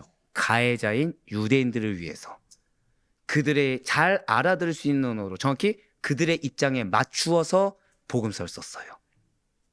한 명이라도 더 구원받길 원해서, 한 명이라도 더 거듭나길 원해서. 마태는 그가 받은 고등교육과 하나님께서 자신에게 주신 달란트를 내 상처를 해소하는 데 쓰지 않고 영혼 구원을 위해서 충분히 활용해서 복음서를 기록했다는 것입니다. 그럼에도 불구하고 비록 마태의 세리로서의 경험을 주님께서 선하게 사용하셨다고 해도 마태가 세리 출신으로서 겪었던 경험이라는 것은 그가 얼마나 이 복음서를 쓰면서 많은 갈등과 고민을 거쳤어야 했는지를 짐작하게 해줍니다. 왜냐하면 그는 예수님의 부르심을 받기 전까지 동족으로부터 로마 정부의 앞잡이, 사람 같지도 않은 자, 죽어 마땅한 자라는 정죄와 멸시를 받는 삶을 살았기 때문이에요. 그러니 재물은 풍부할 수 있겠죠. 근데 그 옆에 사회적인 기득권을 누릴 수 있도록 붙었던 사람들은 마태를 좋아한 것입니까? 세리로서의 위치를 좋아한 것입니까? 세리로서의 위치를 좋아한 거죠. 그러니 그 누구도 자신을 사랑하지 않는다는 사실과 자신의 정체성에 맞지 않는 위치 때문에 그는 소외되고 외로운 나날들을 하리 없이 보냈다는 거예요. 그러던 그가 예수님의 부르심을 입었습니다. 제자가 되었어요. 성령의 충만함을 받았습니다. 말씀을 깨달았어요. 그리스도의 사도로 사역하게 되었습니다. 그랬더니 그가 자신의 동정을 바라보는 눈이 바뀌었다는 거예요. 예수님을 바라보는 눈이 바뀌었다는 것입니다. 그래서 복음에 대한 사랑으로 이 동족을 가해자가 아니라 한번 고백하실까요? 영혼으로 사랑으로 죽는 수가까지 충성하는 삶을 살 수가 있었다는 것입니다. 한번 오늘 본문의 마가복음 2장 16절과 17절 말씀 보시길 바래요. 바리새인의 서기관들이 예수께서 죄인 및 세리들과 함께 잡수시는 것을 보고 그의 제자들에게 이르되 어찌하여 세리 및 죄인들과 함께 먹는가? 예수께서 들으시고 그들에게 이르시되 건강한 자에게는 의사가 쓸데없고 병든 자에게야 쓸데있느니라. 나는 의인을 부르러 온 것이 아니요 죄인을 부르러 왔노라 하시니라. 아멘. 마태와 달리 분명히 바리새인들은 어떤 교만이 있었습니까? 내가 의인이야 라는 교만이 있었어요.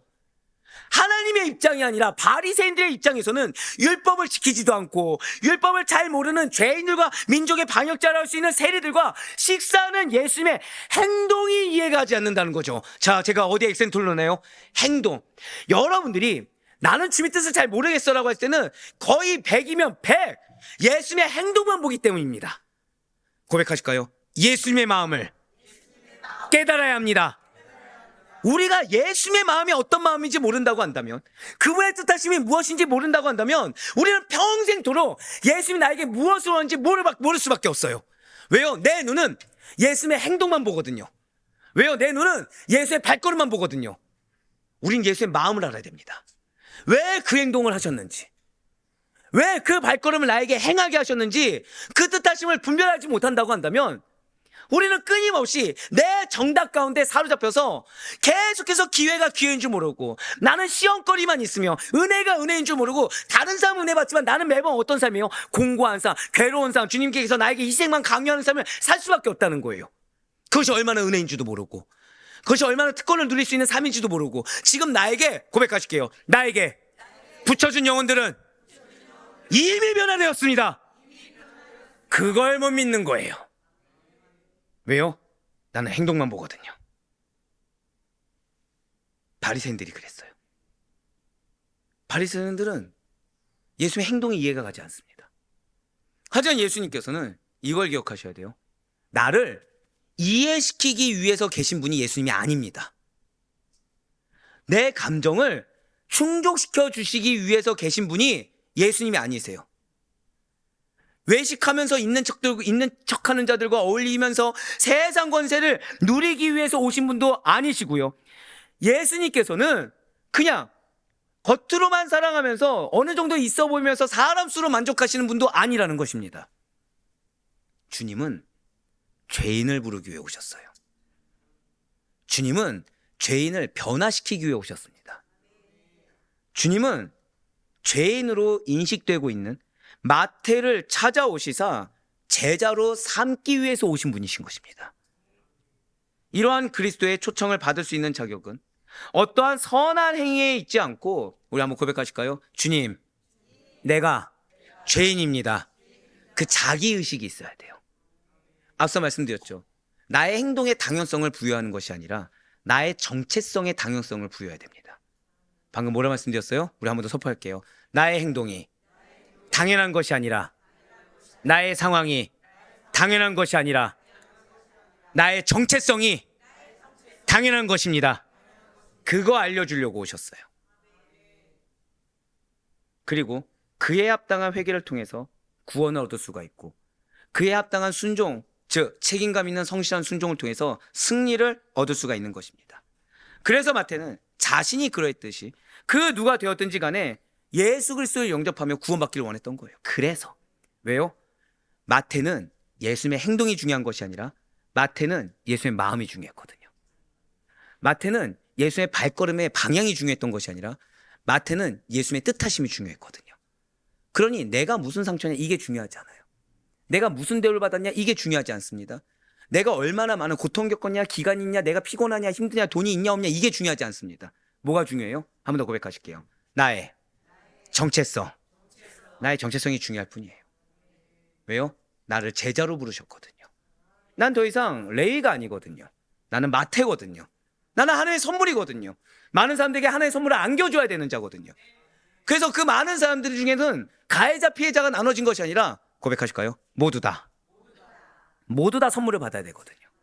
거기에 합당하게 움직였다는 거예요. 비록 자신을 무시하고 자신을 멸시하고 자신을 소외시키고 자신을 왕따시키고 상처를 주었을지라도 미워하지 않습니다. 원망하거나 저주하지 않습니다. 왜요? 주님의 뜻이 거기에 있었기 때문에. 그래서 그들이 그저 복음을 깨달아 예수님을 믿길 바랬어요. 그들이 그저 복음을 깨달아 예수님을 영접하고 구원받길 바랬습니다. 그래서 마태복음을 유대인 대상으로 기록할 수가 있었던 거예요. 우리 아대표교회 성도 여러분들, 무엇을 바라보고 계십니까? 무엇을 의지하고 계십니까? 진실로 마태는 레위라는 이름을 지어주면서 많은 기대를 걸었던 부모님의 뜻과 달리 세리, 그것도 최악의 세리가 되었어요. 근데 이 최악의 세리가 된 결정을 남 탓하지 않고 누구 탓을 했다고요? 자기 결정. 그러면서 나의 정체성에 대한, 레위의 정체성에 대한 고민을 놓치지 않았습니다. 그 가운데 내가 정체성을 고민한다고 해서 누가 알아줍니까? 안 알아줍니까? 안 알아주죠. 내가 받는 대우는 어때요?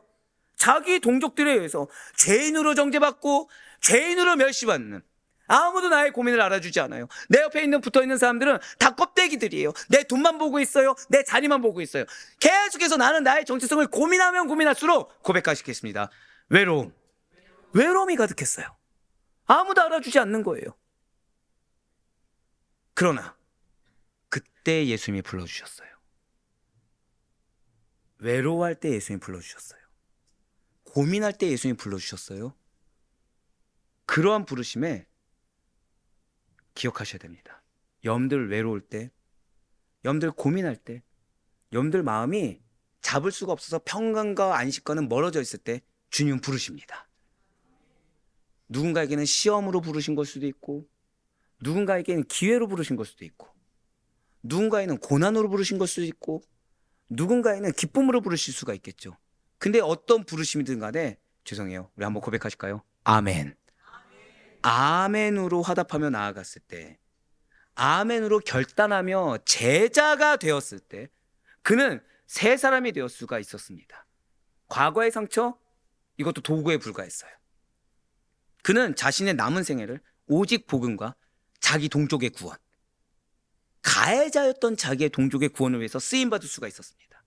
진실로 그는 어떠한 죄인이라고 하더라도, 어떠한 가해자라고 하더라도 구원받을 수 있다는 것을, 어떠한 위치에 있다고 하더라도 쓰임받을 수 있다는 사실을 증언한 살아있는 사랑의 사도이자 결단의 사도입니다. 오늘 마태를 통해서 우리는 어떠한 교훈을 얻을 수가 있는 것입니까?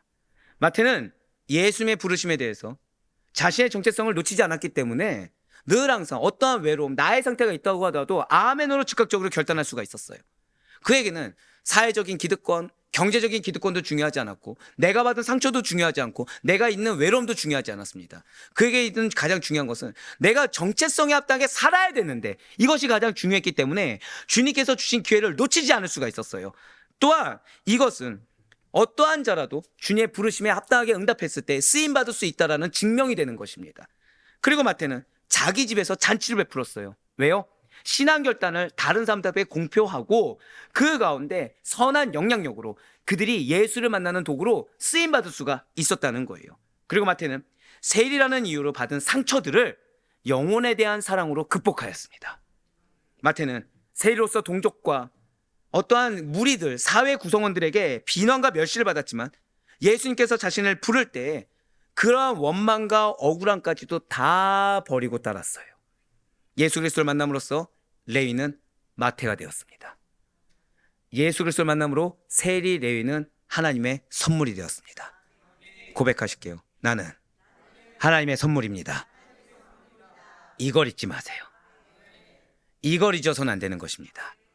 진실로 하나님께서는 인간적인 시각으로 볼 때 전혀 구원의 가능성이 없어 보이는 사람조차도 구원하시고 자신의 귀한 도구로 사용하십니다. 이것이 바로 하나님의 은혜고, 이것이 바로 마태가 복음서를 기록할 수 있었던 이유, 복음을 전하는 도구로 쓰임받을 수 있는 이유, 하필이면 그것도 가해자였던 유대인 대상의 복음서를 할 수 있는 사랑의 복음서를 쓸 수 있었던 기회인 것입니다. 이 모든 것에 딱 하나가 요구되어졌어요. 우리 한 번 더 고백하실까요? 내가 결단하겠습니다.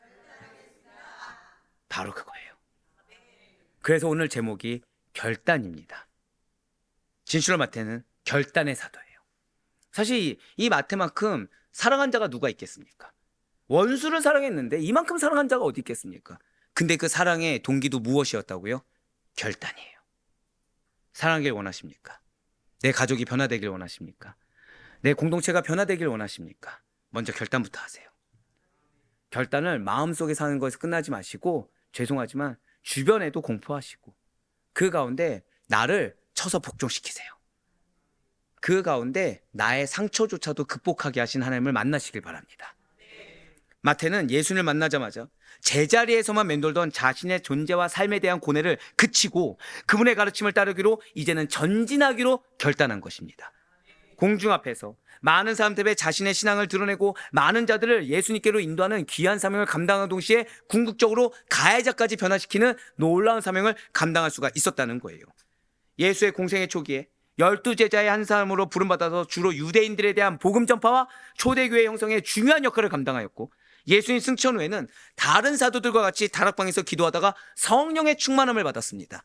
그 이후에 유대인들에게, 당연하겠죠, 유대인들에게 주로 복음을 전하다가 동방으로 가서 순교하였다고 전해진 인물이 마태입니다. 사울의 아데포 교회 성도 여러분들, 이 시간 우리는 기도하러 나왔어요. 우리는 아멘으로 순종하고 나왔습니다. 그냥 나오신 것이 아니죠. 다 나름의 결단하고 나오셨어요. 사실 이것만 해도 대단하다고 우리가 볼 수가 있을 것입니다. 그런데 우리가 겨우 마지못해 자리 채우기 위해서 결단까지 한 것은 아닐 것입니다. 우리 반드시 기억하시길 바라요. 선포하실까요? 결단은 신뢰입니다. 맞아요. 결단은 하나님에 대한 신뢰예요. 이렇게 하면 내가 정말 죽을 것 같더라도 하나님에 대한 신뢰이기 때문에 결단할 수 있는 것입니다. 나를 부르신 이에 대한 신뢰의 증거가 결단이요, 결단의 행위이며 결단의 열매로 거둘 수가 있는 것입니다. 그래서 우리는 이 자리를 통해 역사하실 하나님의 은혜를 신뢰함으로 결단함으로 나왔습니다. 오늘 주신 말씀이 나의 말씀인 줄 믿고 결국 무엇일까요? 여러분들의 가해자가 변화되게 될 거예요. 여러분들이 변화될 수 없을 것 같다고 여겨지는 자들이 변화되게 될 것입니다. 무엇을 통해서요? 나의 결단을 통해서. 나의 부르짖음에 응답하실 하나님을 확신하며 결단하며 나왔다는 오늘 이 자리의 본질을 놓치지 마시길 바라요.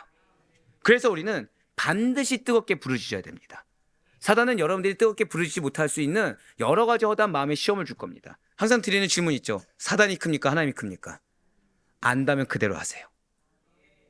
내 마음의 시험보다 더 크게 역사하시는 믿는 믿음으로 안 된다 하는 것이 아니라, 말씀드렸죠, 불가능하냐 가능하냐를 따진 문제가 아니라 반드시 해야 될 부분이다. 누군가는 응답받습니다. 그러면 주님께서 함께 하시는 건가요? 함께 하지 않으시는 건가요? 함께 한다는 거죠. 근데 왜 나에게는 응답이 없는 걸까요? 정확히 말씀드릴까요? 하나님이 날 기다리시는 거예요. 내 결단을 기다리시는 겁니다. 그래서 우리는 반드시 주님의 역사하심을 경험할 수 있어야 됩니다. 주님의 부르심에 아멘으로 순종하여 이 자리에 결단하며 나오신 우리 모든 성도님들에게 주님의 허다한 증거와 그 주님에 대한 굳건한 신뢰의 증명이 가득할 수 있길 간절히 소망합니다. 주님께서 여러분들 뜻하심이 있어서 이렇게 부르실 때 결단하셔서 마음에 무언가를 주셨을 때 아멘으로 선포하시길 바라요. 마치 부자 청년과 같이 마음은 크지만 이런저런 일로 핑계대면서 주의 사역에 수혜자가 될 기회를 놓쳐서는 안 됩니다.